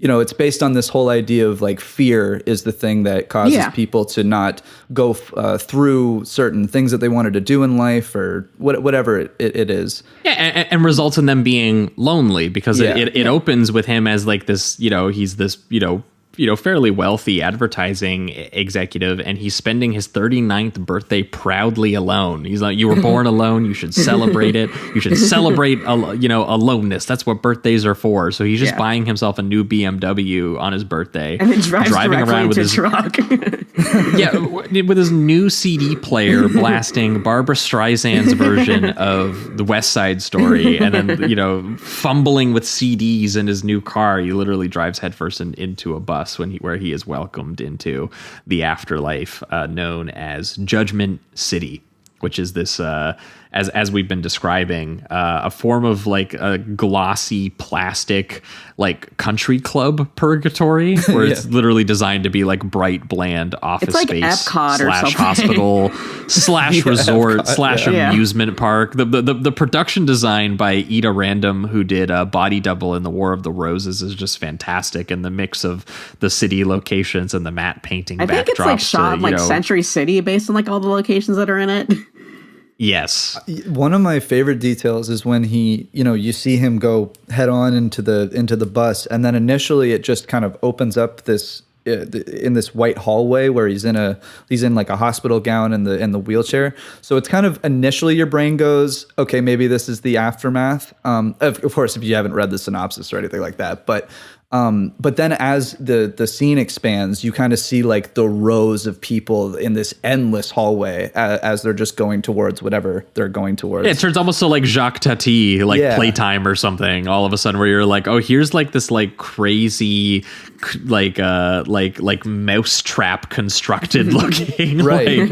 like just it's almost like you're looking at like a top down like Busby Berkeley musical or something, where all of these this vision of a still mundane afterlife of just like a bunch of guys in gowns in wheelchairs in what looks like a hospital, but then they're being like taken out to what is functionally, and I think was literally, the Universal Studio tour trams that they repurposed to be the how they drive around the actual place, and it is interesting too that he kind of, part of what's there's an element to this where you're just like, this is a very specific kind of clean afterlife for a very specific kind of person, and it's so funny how they bake that into the premise by being like, yeah, this is specifically the purgatory for white upper middle class Americans, and all the things that they find pleasing and familiar, which is why this has been ingeniously modeled,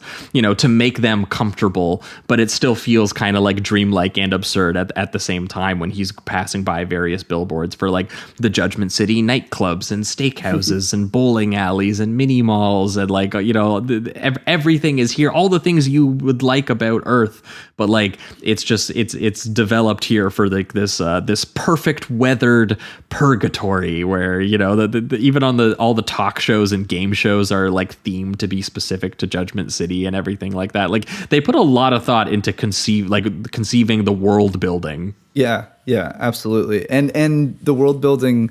That they have kind of the jokes built into that world, like when he's going through the television, and one of them I thought that was really funny is when the girl is being interviewed about like having sex with Ben Franklin. I fucked Benjamin Franklin. Yeah, he's like, he was fat. That was it. Like that's just the line. There's some really good inner world jokes that they do after they've built this kind of honestly like very. It'd be nice. I do like the idea of just eating whatever the hell I want for as long as I want, and all the restaurants prepare food instantly, and you just order it, and you can just eat whatever you want. Yeah, no gaining weight, no paying money. Yeah, but besides that, it feels like you're just. It's like when you go to Vegas and you see all the old people just mindlessly hitting the slot machine. You know what I mean? A lot of it feels like that while you're in this kind of purgatory. It really, I think the happiness he finds is when he eventually meets like, Meryl Streep's character. Yeah. Okay, Jamie, you're telling me you wouldn't golf every day and love life? Oh, I mean, yeah. I mean, I think I would, but yeah, it feels like the resort style of it would get me going a little bit eventually. It is true. Well, and luckily too, it is designed to be like a temporary resort. Like you're just there for your like 4 or 5 days that you're on trial for. So you're just going to enjoy your couple night stay. That's true. If you're telling me I was only going to be there for like 5 to 10 days, then that would be pretty heavenly. I'll admit that for sure. But eventually, I'd want to go see like a punk show, and it didn't seem like they had any of that. It seemed like it was all bad comedians and whatever else. So. Yeah, I do love the one old lady who's like super amazed and is like, was so cute. Did you think that this is what this place would be? And Brooks just being like, I don't know what it is yet. Like, do you know what it is? He's like, I guess I don't, but it's pretty cool. I also love that old lady is so adorable in that scene too, where she's just like, she just asks him, do you have a while, so that she can just start talking, and he's like, yeah, sure, I'm not going anywhere. And then she just like repeats things over and over again, but is still kind of proud of them because it's kind of her motto in life. Like she was an adorable character for the 5 minutes that she's in it.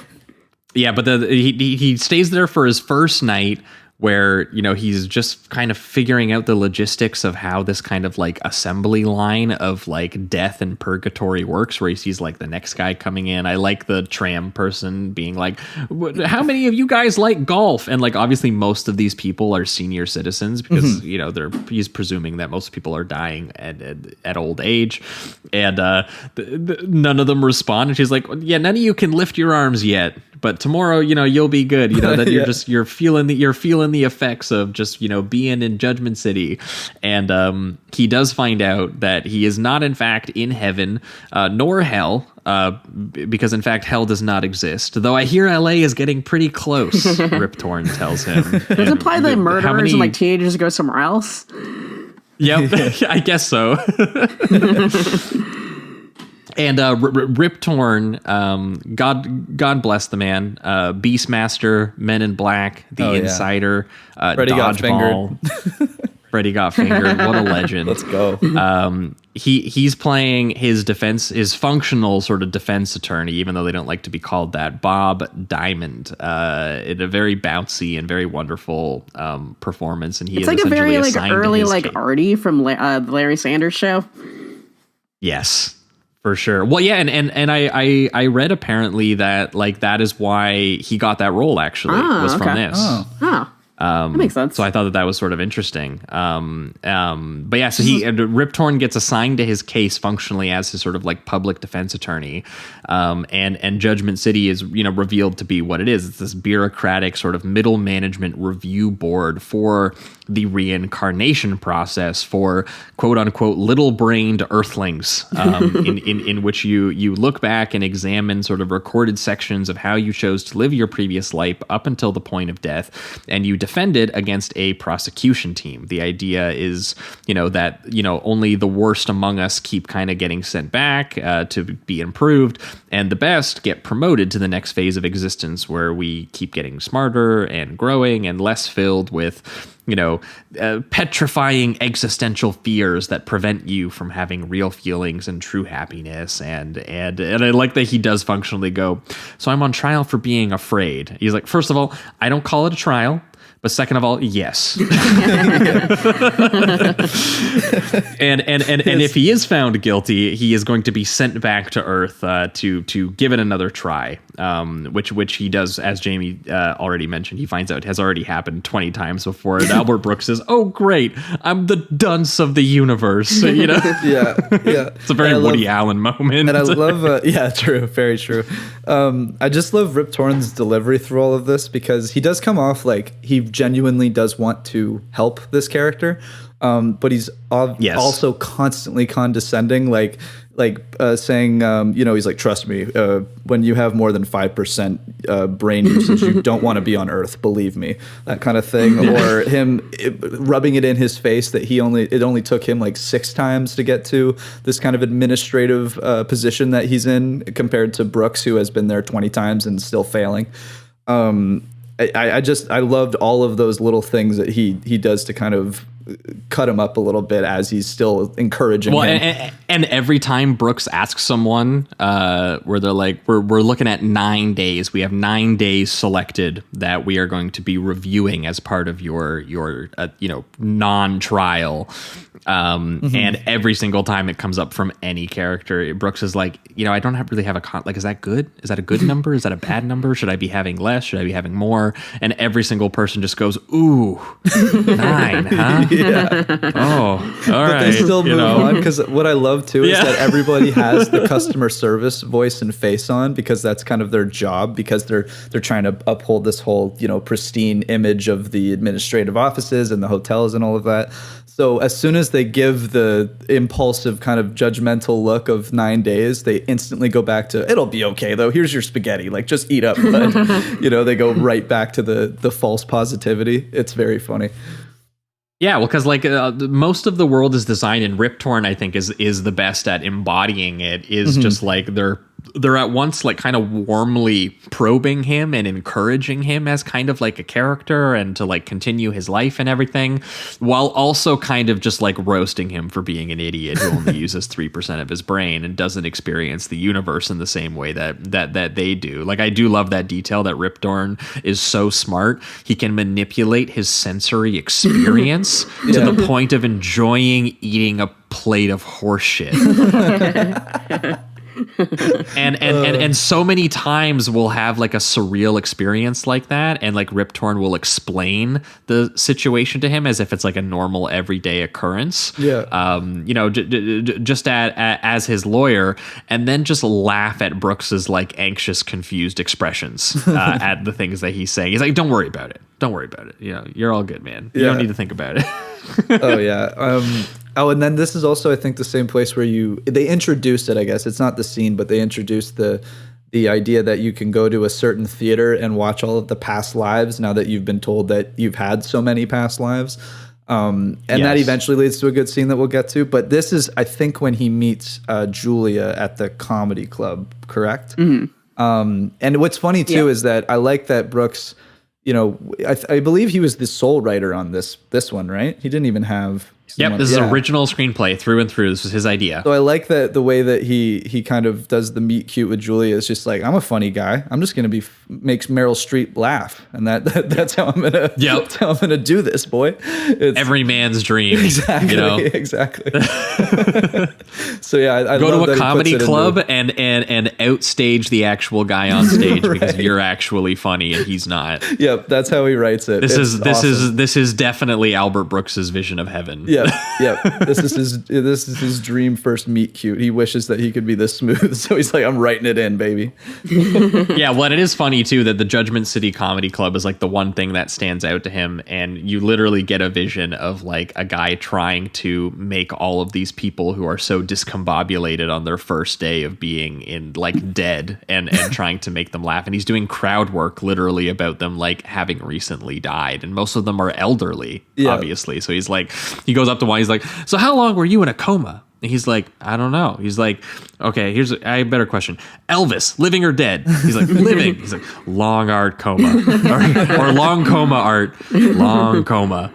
And, he catches Brooks and where he's like, hey, there's a young guy. How'd you die, man? And he's like, on stage, like you. Which is both a good joke and a really dark reference to the fact that like his dad died on stage, from what I understand. Yeah, like at the Friars Club or something. Yeah, at the Friars Club.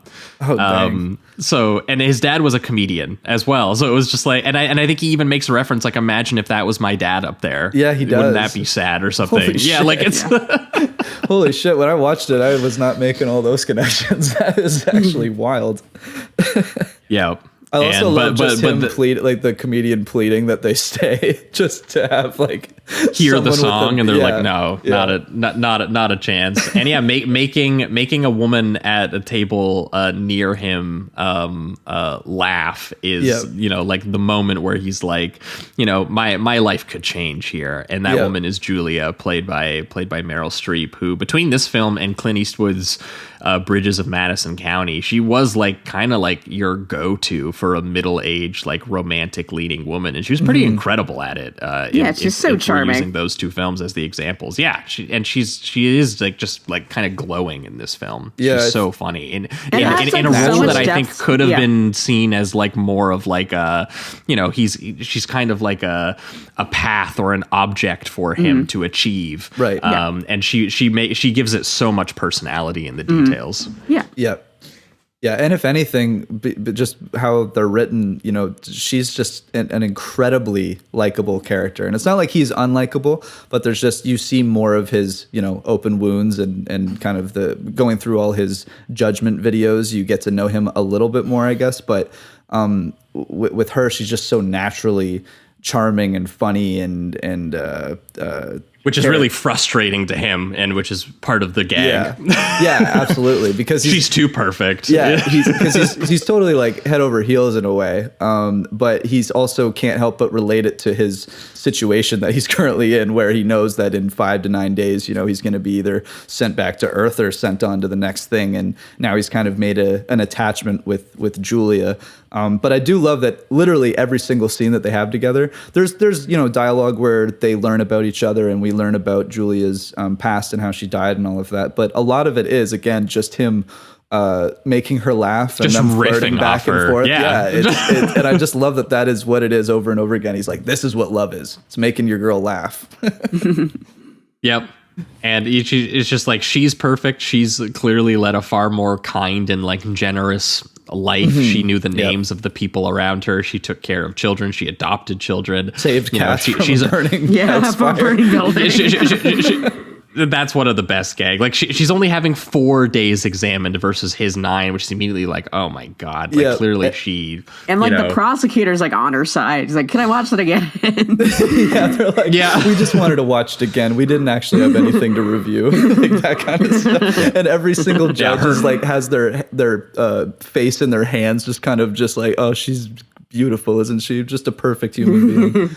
Yeah, her lodgings are much more lavish than his. Like they serve champagne and caviar. There's she has a personal jacuzzi that she brags about, while he's like staying in the Comfort Inn for people that like weren't very generous and didn't adopt anybody, as he puts it. Yep. Yeah. There's an interesting moment with Brooks when they're starting to kind of talk to each other about their past, and she says like, her marriage was okay. So it kind of feels like, there wasn't exactly that spark. She doesn't spend a lot of time, reminiscing or saying I miss him or anything like that. But he has an interesting line where he says that his wife was much prettier than he needed. And I guess that kind of connects to his, the way he views himself and like what he's really worth, I guess, or what he feels he was right to accomplish in some sense. It's a bit, it's a bit of a superficial line in a way, but I do think it kind of connects to him just not, going for those, like later on we see him not going for any negotiation while he's trying to get more money. It's all built on that fear that they're building in the case.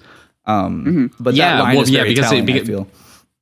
It is because he's being, like we have his defense attorney trying to claim, all of these reasons why, he has kind of improved since his previous life, but he's being prosecuted by Lena, the Dragon Lady Foster, played by Lee Grant, who has selected, once again, 9 particular days of his life that demonstrate his character and, are given floor time to the prosecution and the defense to basically interpret them for us and for the judges and what they say about him and mean with regards to his growth as a person. And, that they've staged for the 2 lawyers and judges and for him to view like they're watching them in like a small like courtroom movie theater type deal where he's got like a rotating chair in the middle so he can turn around and watch as if he's like watching dailies, and where his life is reduced to clips at certain ages and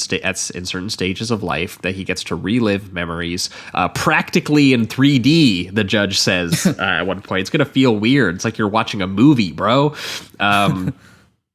And, that will supposedly prove that he is either, still plagued by fears that have haunted him for lifetimes and he's not worthy of proceeding to the next stage of the universe, or whether he actually is. And many of these clips are, some of them are funny, some of them are just kind of sad. Yeah. Depends on which one, depends on what they kind of alternate between the two.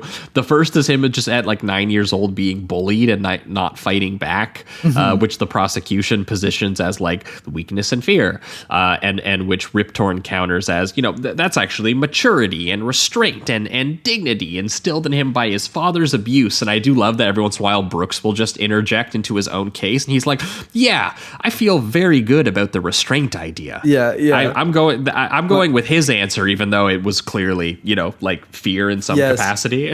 One of my favorite parts of his performance when he goes through all the videos, and any time that Rip Torn comes up with something, you can actively see Brooks's face kind of go, oh yeah, that's pretty good. Like there's not a chance that he would have come up with it. He wasn't thinking it himself. He didn't even have a reason. But as soon as Torn delivers him one, you see his face go like, oh yeah, you know what? That's exactly what I was going for. It's my favorite part throughout the entire film, watching him do that. Yeah, there's so many clips that they go throughout the entire movie. Like there's the clip of him protecting his friend in a moment of crisis at school with the whole paints situation, and then, immediately throwing him under the bus with his dad. Yeah, immediately ratting him out later at home, and so they start going back and forth because it's like, Rip Torn presented this clip as like, look at this moment of bravery where he fell on a sword for his fellow friend, and then she goes, let's look a few hours later to where he just completely crumbled and actually got that kid expelled. Right. And it was like, does the act itself count, or does the crumbling after the fact indicate that it was worthless?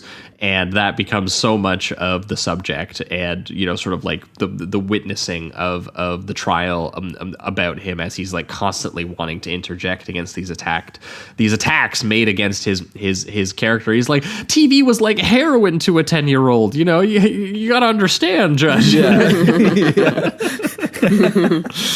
It is, I guess, too, going like the back and forth between kind of these more comedic moments. Right after the one where he's bullied, there's another one that's pretty sad where it's like the first memory he's ever had. It almost seems where he's just in a crib and his parents are just screaming at each other, and that's kind of like and his dad almost like hits about his to mom. like hit his mom, but then she like doesn't because he sees him. Yeah, and it's just kind of this formative moment, and that was where he learned non-violence, restraint, I guess. Yes. Yeah. So, and it also just feels like it's kind of the foundation of his loneliness a lot of the time too. Given that you open this character going like his colleagues at his marketing firm are his family, and he thinks that that's so sad, but still laughing about it. So yeah, once you get some context there, it does paint a pretty sad picture as much as there is a lot of humor in it. Yeah, well, and it is also funny that at a certain point they start just making the case that he was just like bad at, having a more successful career, and he starts getting frustrated about like, like they show the memory where he missed an investment opportunity in Casio watches because, as he puts it, the Japanese don't have the level of precision to make globally recognized timepieces. Now, if you said the Germans were going to, I'd say take my money, which he turned out to be dead wrong about. And they literally, literally, the fucking prosecution is like, he missed out on $10,000 being turned into $37 million on this precise moment on this day. And he's just like, I can't believe the point of the universe is to make money. Yeah. She's like, this isn't about money. It's about fear, and she then brings up like the clip about him firmly and confidently telling his wife, I won't go into that meeting tomorrow with my boss and accept anything less than $65,000 a year. And then followed by a great cut to him just immediately walking into the meeting, being like, I'll give you 49. He's like, taken, sold. I'm in. Not even an ounce of negotiation. Yeah, just absolutely nothing.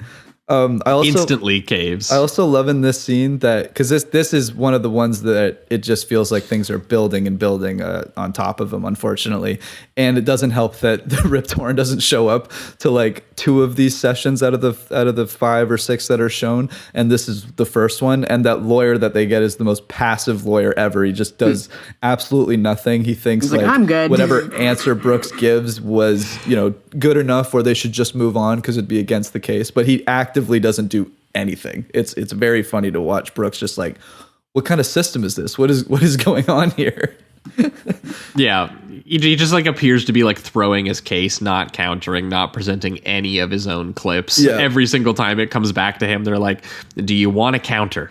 Do you want to say anything? Do you have a clip of your own that you've brought? And my favorite ones are the ones where he literally just reacts and he goes, wow, the prosecution's making a good case against you. Yeah.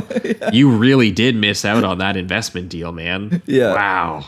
Oh my God. I also think there's something to be said that I don't think anything is stopping him from like arguing against them himself. I don't think there was anything that they say in the beginning that he can't at least try to. And there is something to be said about his character, the lack of him trying at all while the lawyer is doing this. He still is kind of just looking over to the lawyer and being like, could you do this for me? It's the same way that he's treating Rip Torn when he gets, pleasantly surprised that he comes up with a good defense for him, but he doesn't do anything himself. He's just letting the lawyer do all the work. And unfortunately, this lawyer decides to do nothing. So I found that interesting too. He doesn't really put a lot of effort there. That's a good point. Yeah. Well, and worth noting too that the substitute defense attorney is also played by Buck Henry, which is he's in The Graduate, he's in To Die For, he's in the big one of note is The Man Who Fell to Earth, where we talked about him because he's in that movie with Rip Torn. So those two guys were briefly reunited. Yeah, that's awesome. So thanks to Albert Brooks for that one. And is he also there when she presents the compilation which is one of the best moments in the film when she's like, I have collected yes, I have collected 164 general misjudgments over 12 years, some of them out of fear, some of them out of just pure stupidity. And it just, the whole movie just briefly turns into a wonderful Albert Brooks, fail Just clip physical show gag. episode. Yeah. Yeah.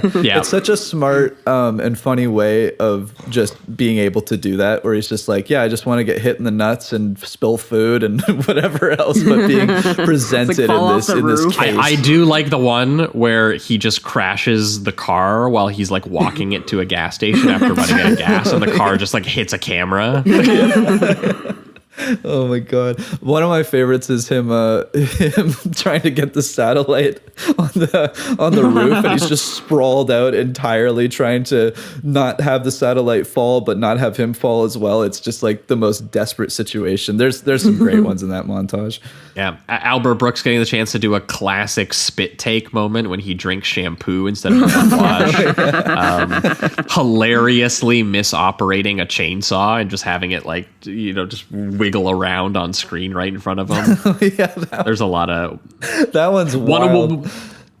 One of them is just him buying a used car from people who are like clearly sketchy and them just maniacally laughing at him. I was like, is that really his fault? Even he just, I guess he got duped. That is what's funny is that some of the things that they do, and most of them are examples of him making the decision or just the lack of decision making, but some of them are just outwardly mean-spirited in a way that it's like he didn't have anything to do with that. People are just assholes. So that those parts are kind of funny that they're even using that stuff against him.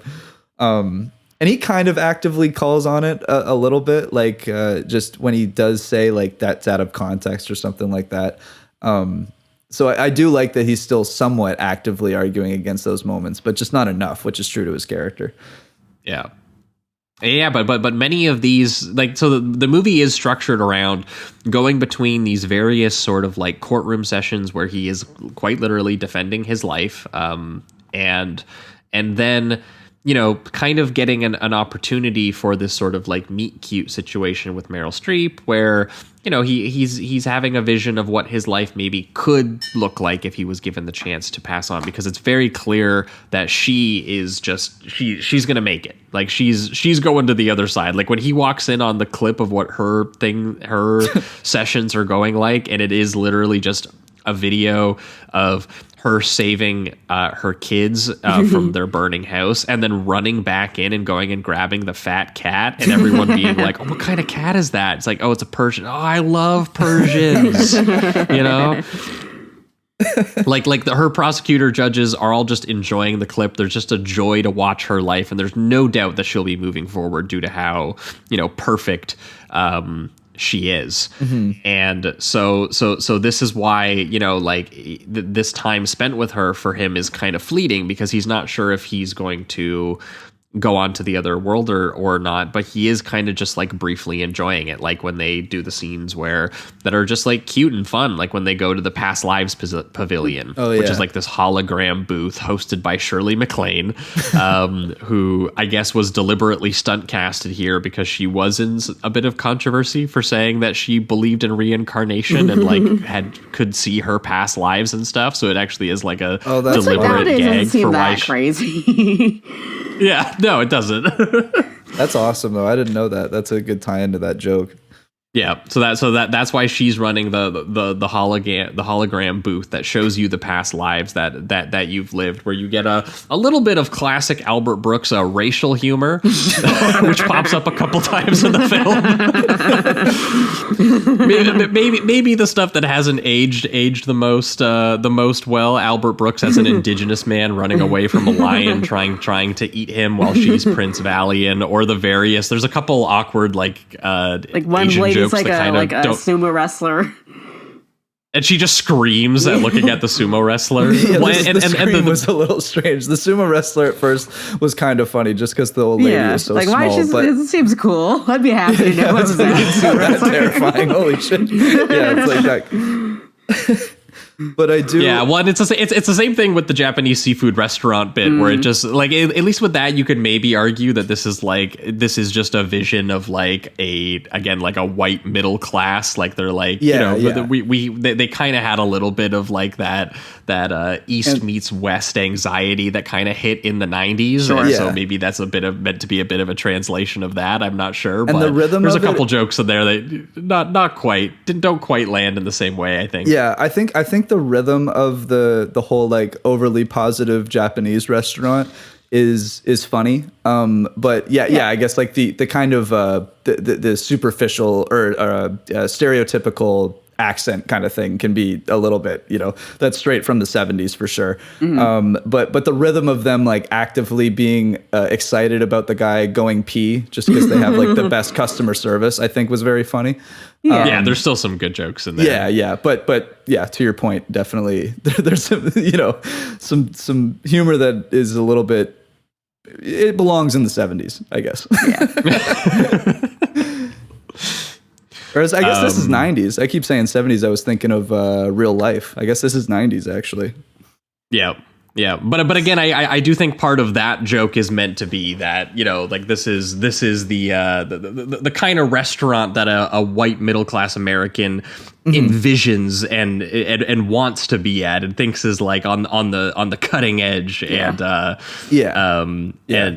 in the case of the sort of like past lives pavilion, it is just meant to be like this very sort of like, silly international vision of what reincarnation would look like, and his is meant to contrast. I think Meryl Streep even goes, "What, you were like a native guy in yours? Like, wow, that's crazy." While she's just like munching on popcorn and like corn dogs. One of my favorite moments is when they're just making out, and as they're making out, they can't help but talk about snacks and food at the same time. It's a great moment for them. I'm just like, this is their relationship just wrapped up, just humor and food. That's what it is.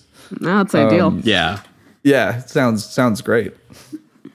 Yeah, well, and there is a lot of charm to just the way that those two are, like actually connecting on screen, and they have a lot of chemistry together. Brooks is a very good writer. I really like that moment where, he is trying to be kind of, open with her, and he's being like, these screenings are, really tough for me in a way that I don't think they are for you. But when I hang out with you, like I completely forget about them. Like I instantly feel okay the second I'm out of that screening room and I'm just hanging out with you, just eating food with you. And but he also self-doubts that because of just who he is, and he goes, but I remember reading that like you had to be okay with yourself first before you can be okay with another person, so you're not bringing any baggage to the table that's gonna like ruin the relationship or hurt them or something. And he goes, and I feel okay with you, but I don't know how okay I was with myself before I met you, so maybe you're making me okay. He's like overanalyzing it, and then I love her delivery of just like, you're not that okay. And he's like, okay. Like there's a lot of like, just very charming kind of like witty, exchanges that they're delivering. And Brooks is really good at in that kind of mode where he'll like spin a story about her like dying, tripping over a lounge chair near a pool. And he'll spin it into a joke about how they're adding like patio furniture to the next Olympic swim meet,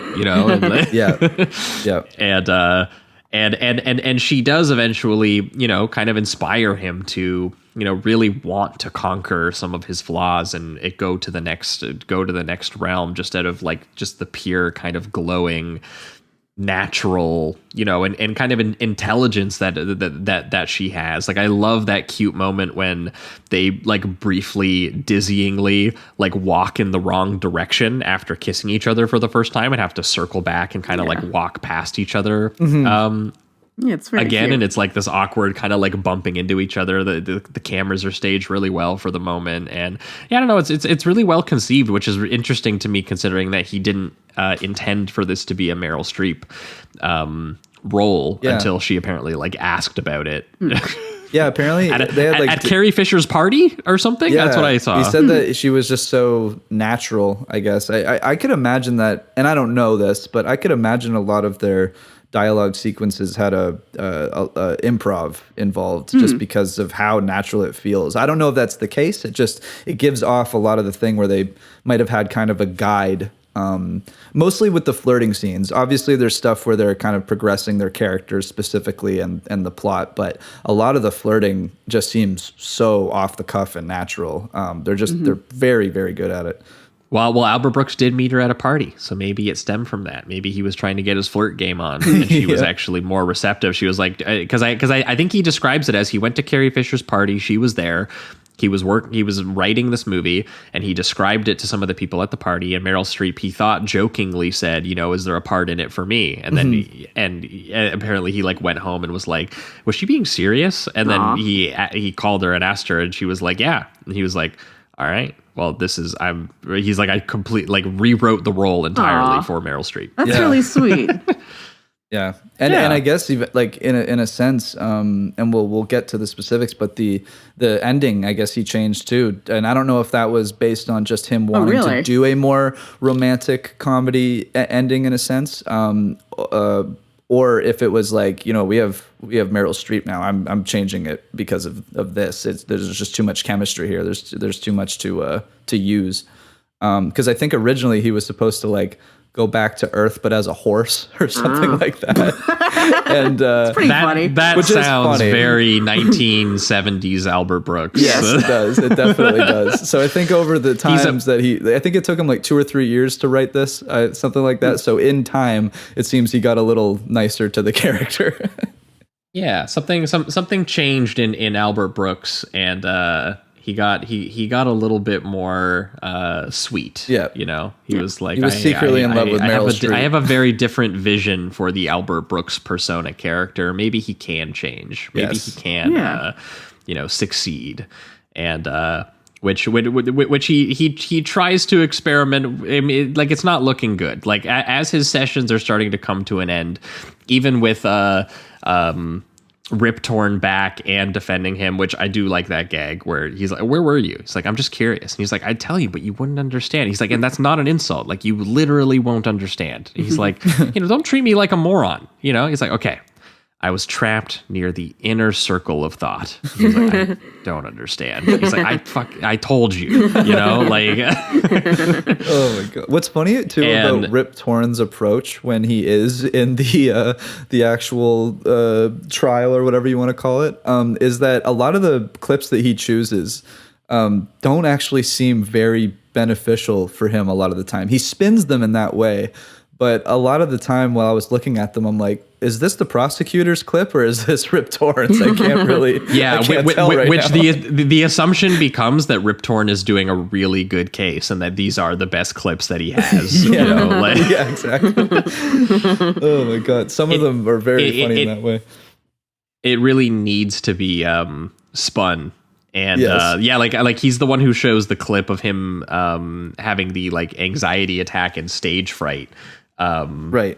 Where there's that great backstage wonder of his coworker forcing him up on stage, and he just like instantly fumbles, but he's saved by the fact that there's a gas leak situation that evacuates the room. Yep. And he goes, look at that bravery it took for him to go out on that stage. And she's like, but he froze and he got saved by the gas leak, and he never got up on stage and like reclaimed his moment ever again. So and he was like, I chose not to do that though, like it's the same thing when they show the crashing snowmobile and like crawling miles to his safety or whatever, Rip Torn's like, this is showing courage and the conquering of the fear of pain and death.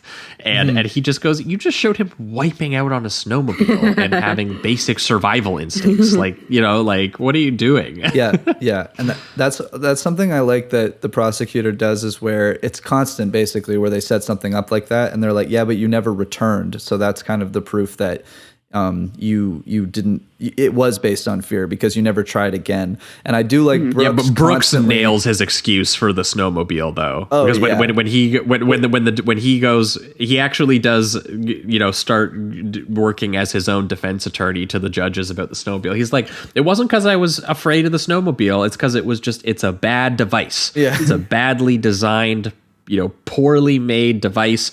It burned the hair off my balls. Yeah. And, I do also, and the one judge is like, oh, wow. yeah, Fair enough. I do also like though that there's a little bit of contradiction with like his excuses, because a lot of the time he'll come up with something that just seems like I can't exactly remember what the stage excuse was. I do think he had one. I can't remember. But with the snowmobile one, it's what you said. But I find it interesting that before he crashes, he looks like he's having the fucking time of his life.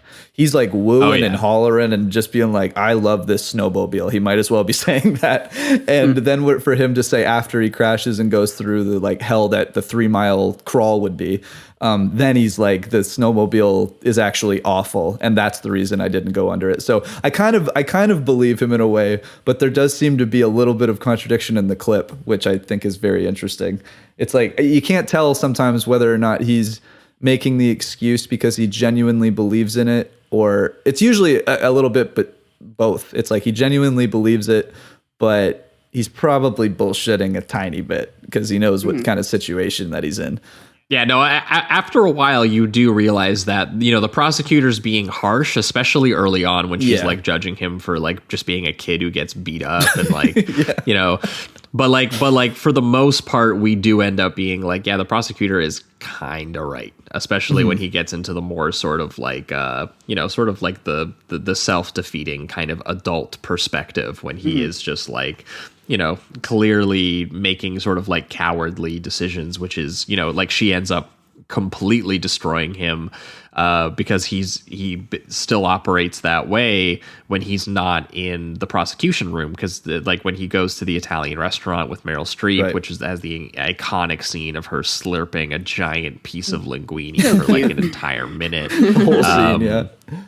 Which is just that the display of Albert Brooks's genius is that he could turn Meryl Streep slurping a piece of linguine into a gag that lasts that long, and it's also adorable. Yeah, totally. And I love her just scene. like her actual genuine love for him, where she goes up to, he gets all nervous because the prosecutor shows up to the dinner. And she just walks over to her. He's like, the prosecutor's going to judge me for being a pig and eating too much because this overzealous Italian waiter keeps over-serving me. Right, yeah. And she just he's like, I don't want 9 pies to represent my 9 days, And he's just like, I'll bring your pies. You're shy. I'll bring you a Followed stick. by the great gag of him literally carrying the 9 pies like out of the restaurant in front of everyone too. It's great. Oh yeah, it's great. And I love that moment from Julia where she just goes up to the prosecutor as she's going to the bathroom and is just like, he's a great guy, and just starts to say, like, praise him basically to try to help him. She's just such a genuinely kind-hearted character. I really love every time she's on screen. Yeah, well, and it's in like this moment with her where he really is having a great time. This is really something that he should be exploring. That the two stories like really do fully connect in the moment where he is acknowledging that like, he has feelings for her. She's expressing feelings for him, because I think she has this really nice line about being like, I kind of make it seem like maybe my life is really easy, but I have a talent for making life work, and it actually takes a lot of hard work to pull that off. To actually make life feel kind of effortless in that way. And she's like, my time with you actually does just feel effortless. Like we just walk around and you just make me laugh and we have a great time. And, she totally, basically expresses the exact same things that he is feeling, and being like, so that's why if you want to tonight, like we should spend the night together. Like you should come over and stay in my hotel. And he basically, in a moment of sort of like panic, he's just like, I decide not to do it. And sort of similar to his argument about how he married like a woman that was like just a smidge too pretty for him and it ruined his life, which is just such a like a neurotic Totally. It's a Woody Allen sort move. of like it is a straight up Woody Allen move.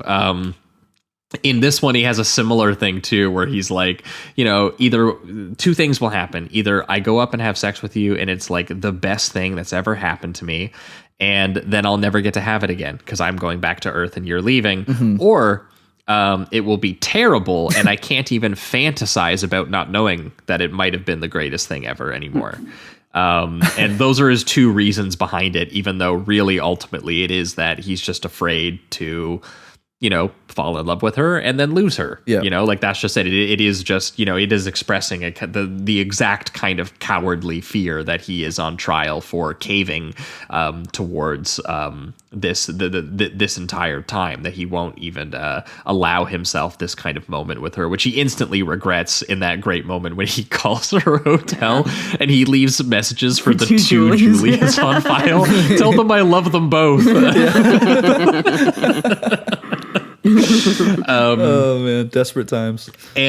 Yes, and it does result in the last session of his trial where Rip Torn tries to present a clip of him going on a trip to Hong Kong after a messy divorce that left him with little savings, and they were like, look at him wasting all of his savings on a first class ticket out of like bravery, So which he again doesn't a little have bit to of a sit stretched between clip. two people. Yeah, a little bit of a stretch, Rip Torn. I'm not sure you need to save that one for the final. Yeah, if that's his the final day move, he did not have a lot to work with. I even wrote in my notes, I'm like, this defense is awful. Like just so bad. This is a little weak. It's a little weak, but again, you have to wonder, is this just what Rip Torn's working with? Is this the best that he was actually offered up by Albert Brooks's life? And the prosecution, Lee Grant, just fucking destroys him by showing a clip from last night where he denies his intense feelings of love completely out of fear, playing this clip of him turning down Meryl Streep and being like, I'm tired of being judged. And having that sort of ironically used as evidence against him is like kind of like a really sad moment for him. And of course he's judged as, you're going back to Earth, bro. Yeah, and it's such a genuine moment for him. It's the first time I think he's like, he can't lie. There's no more bullshit. There's no more bullshit excuses or any like just and he's not spinning it into a riff. He's just being completely open. Yeah, he just looks dead at the prosecutor and he's just like, I was afraid. Basically saying exactly what she's been trying to prove the entire time. And this is the only kind of honest moment he's had with himself, because even though Rip Torn tries to spin it into, well, at first he didn't want to get an STD. Have you heard of AIDS, Mrs. Prosecution? I rest my case. Yeah, and even Albert Brooks is like, dude, like, come on, no, I didn't think that she have had some a tact,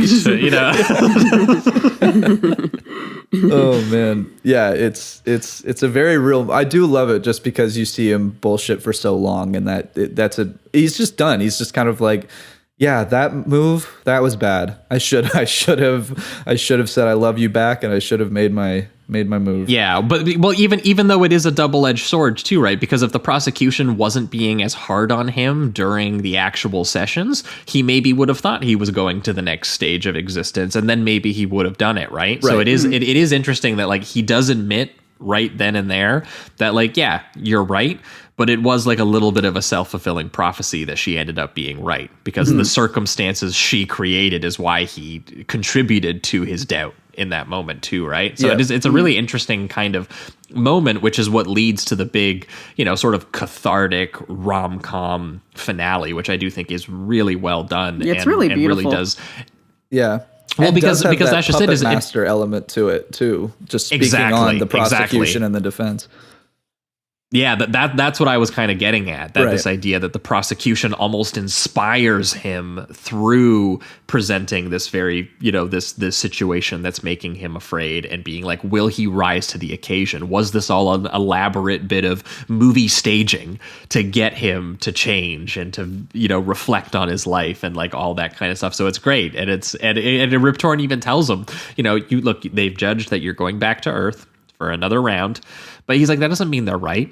they can make a mistake. Don't let others, get you to follow, like what's in, oh, he's like, follow what's in here, man. His heart. Do what's best for you, which is great. It leads to this great set piece where he's boarded on the Universal tram back to Earth, which is a funny statement. And he hands his ticket. He gets strapped in, but he sees and he can hear Julia on another tram headed to the great beyond. Because it is funny that they make them leave at the same time. It is kind of cruel. On opposite sides of like a giant like tarmac, basically. And they're like, here's the 4 people who suck shit. Here's the 4 people who are awesome. Yeah. Look at them.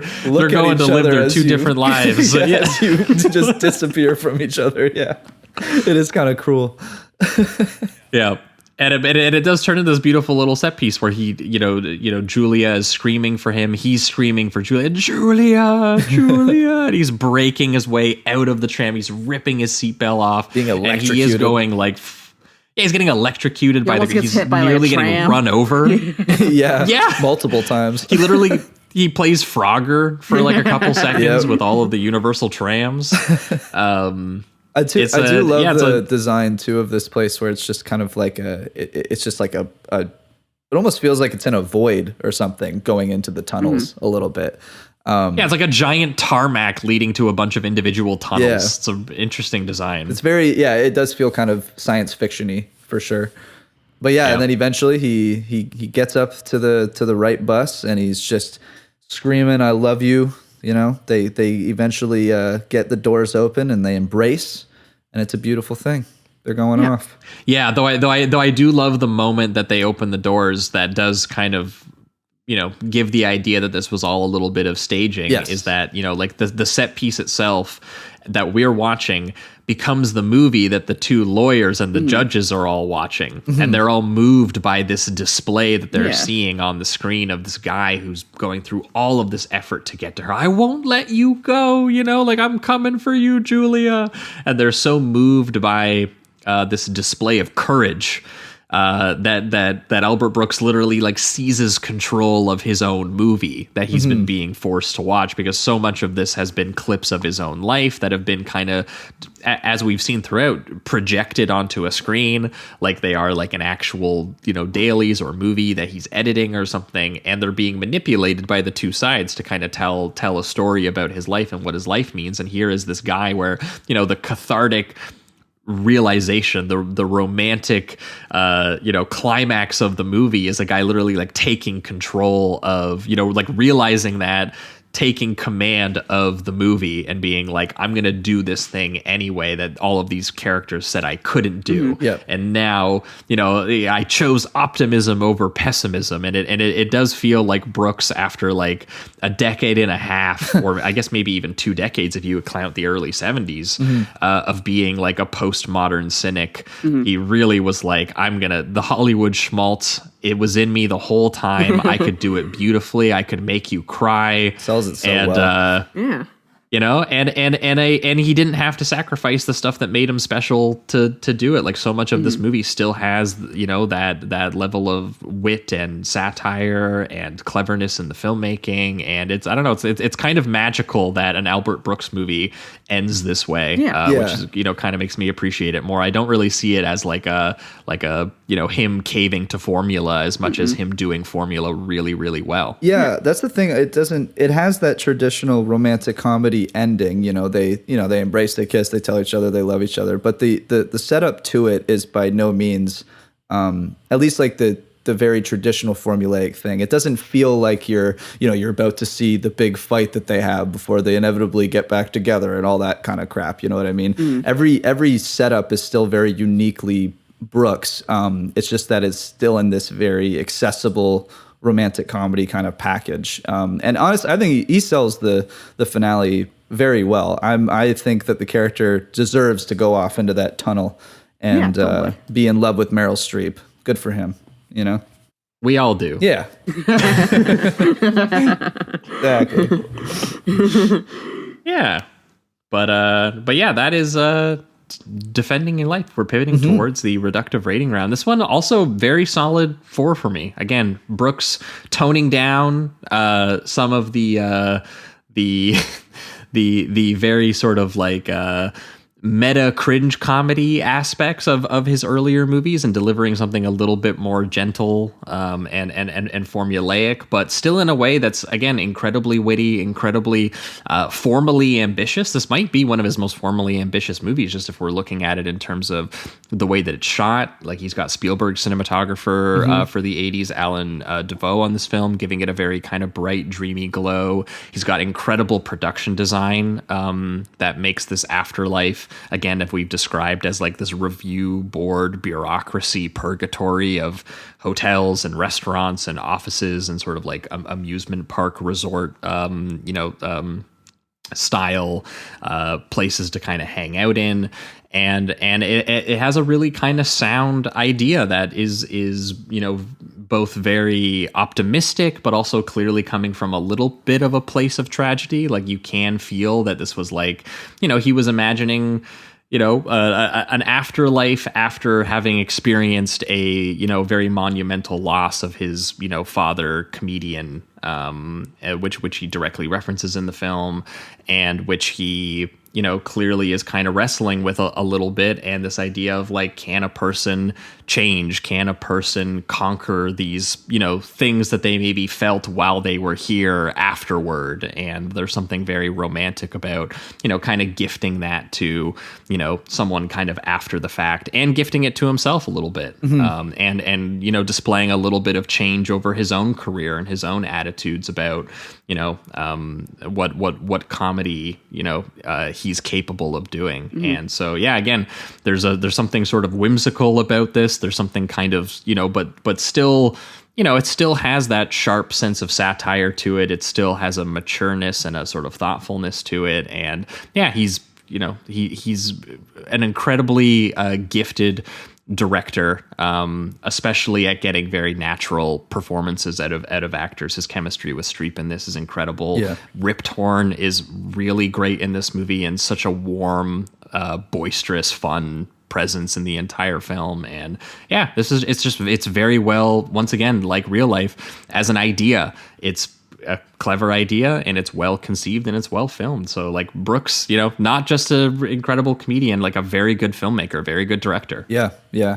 I totally agree. Solid 4 again. I definitely want to go and watch the things that are in between this, Lost in America and Modern Romance. I would just love to see that evolution, because it has been interesting to go from like his very cynical, kind of meta quality that he has in real life, and then go to this more I don't know, heartfelt, genuine place in defending your life. It was quite the trip to kind of go one to the other. So I want to see that evolution a little bit. Yeah, dude, if you follow this up with Modern Romance, which is him also doing a rom-com thing, but it's just the most uncomfortable rom-com of all time. So it's like defending your life, romance with real life's kind of cynicism. Yeah. Yes. Cool. Yes, basically. Great. That sounds unbelievably good. But yeah, I'm gonna dive deep into Albert Brooks, because I think I'm gonna absolutely love everything that this guy does. But yeah, he was really good at doing the more traditional romantic comedy, but it still has all his quirks, and it never feels like generic. It doesn't feel like you kind of know that you're going towards the happy ending, but how you get there, I think there's a lot of great twists and turns and a lot of good characterization. And yeah, like you said, the chemistry between Streep and Brooks is unbelievable. You just feel so warm inside every time that they're together and laughing together and playing mini golf. It's great. And I also, the one thing I wanted to add, because this just seems like such a Brooks thing, he can't help but be the funny man. Even these characters that he writes for himself is very much like someone that would be a comedian. And I love that there are multiple times in this movie where his character will say something, and it's not just when he's making Meryl Streep laugh. There's parts where he just says a joke, and he'll actually take the time to cut to like one of the judges, and the judge will just chuckle at one of his jokes, and then the scene will proceed to go on. And I just think it's very funny that he was like, yeah, he's a funny character. Even the judges laugh at his humor. So I got a real kick out of that too. I think some of his like his confidence itself is very funny. He knows that he's a funny man. So yeah, this is great. 4 out of 5. And for you, Michael. I think it's like my favorite Brooks movie that I've seen. There's like a handful that I haven't seen yet, but I just think it's like a really like beautiful, like funny and wonderful movie. I think it's a conception of the afterlife is like really fun. It feels like very influential the way they deal with like this like afterlife as a bureaucracy. I think like the rom-com angle is really great. Their chemistry is fantastic. I think like Streep brings like a really like grounded perspective to like a character that could come off as like very generically perfect.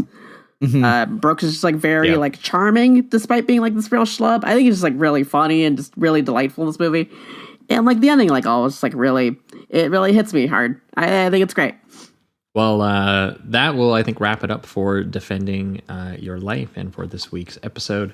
Once again, that was Real Life from 1979 and Defending Your Life from 1991. Thanks so much, Michael, for bringing these films and for joining us this week. While you're here, do you got anything cooking up? You got anything you want to plug? You guys follow me on Twitter at Sriracha Chow. I've been doing a bunch of little cartoon shorts. You can follow me on there. They're usually I pins. saw you did a little holiday short. I saw. Yeah, I've done a couple of those. Out. Yeah. So just check them out. I usually have them pinned. So you can just visit there. Sweet.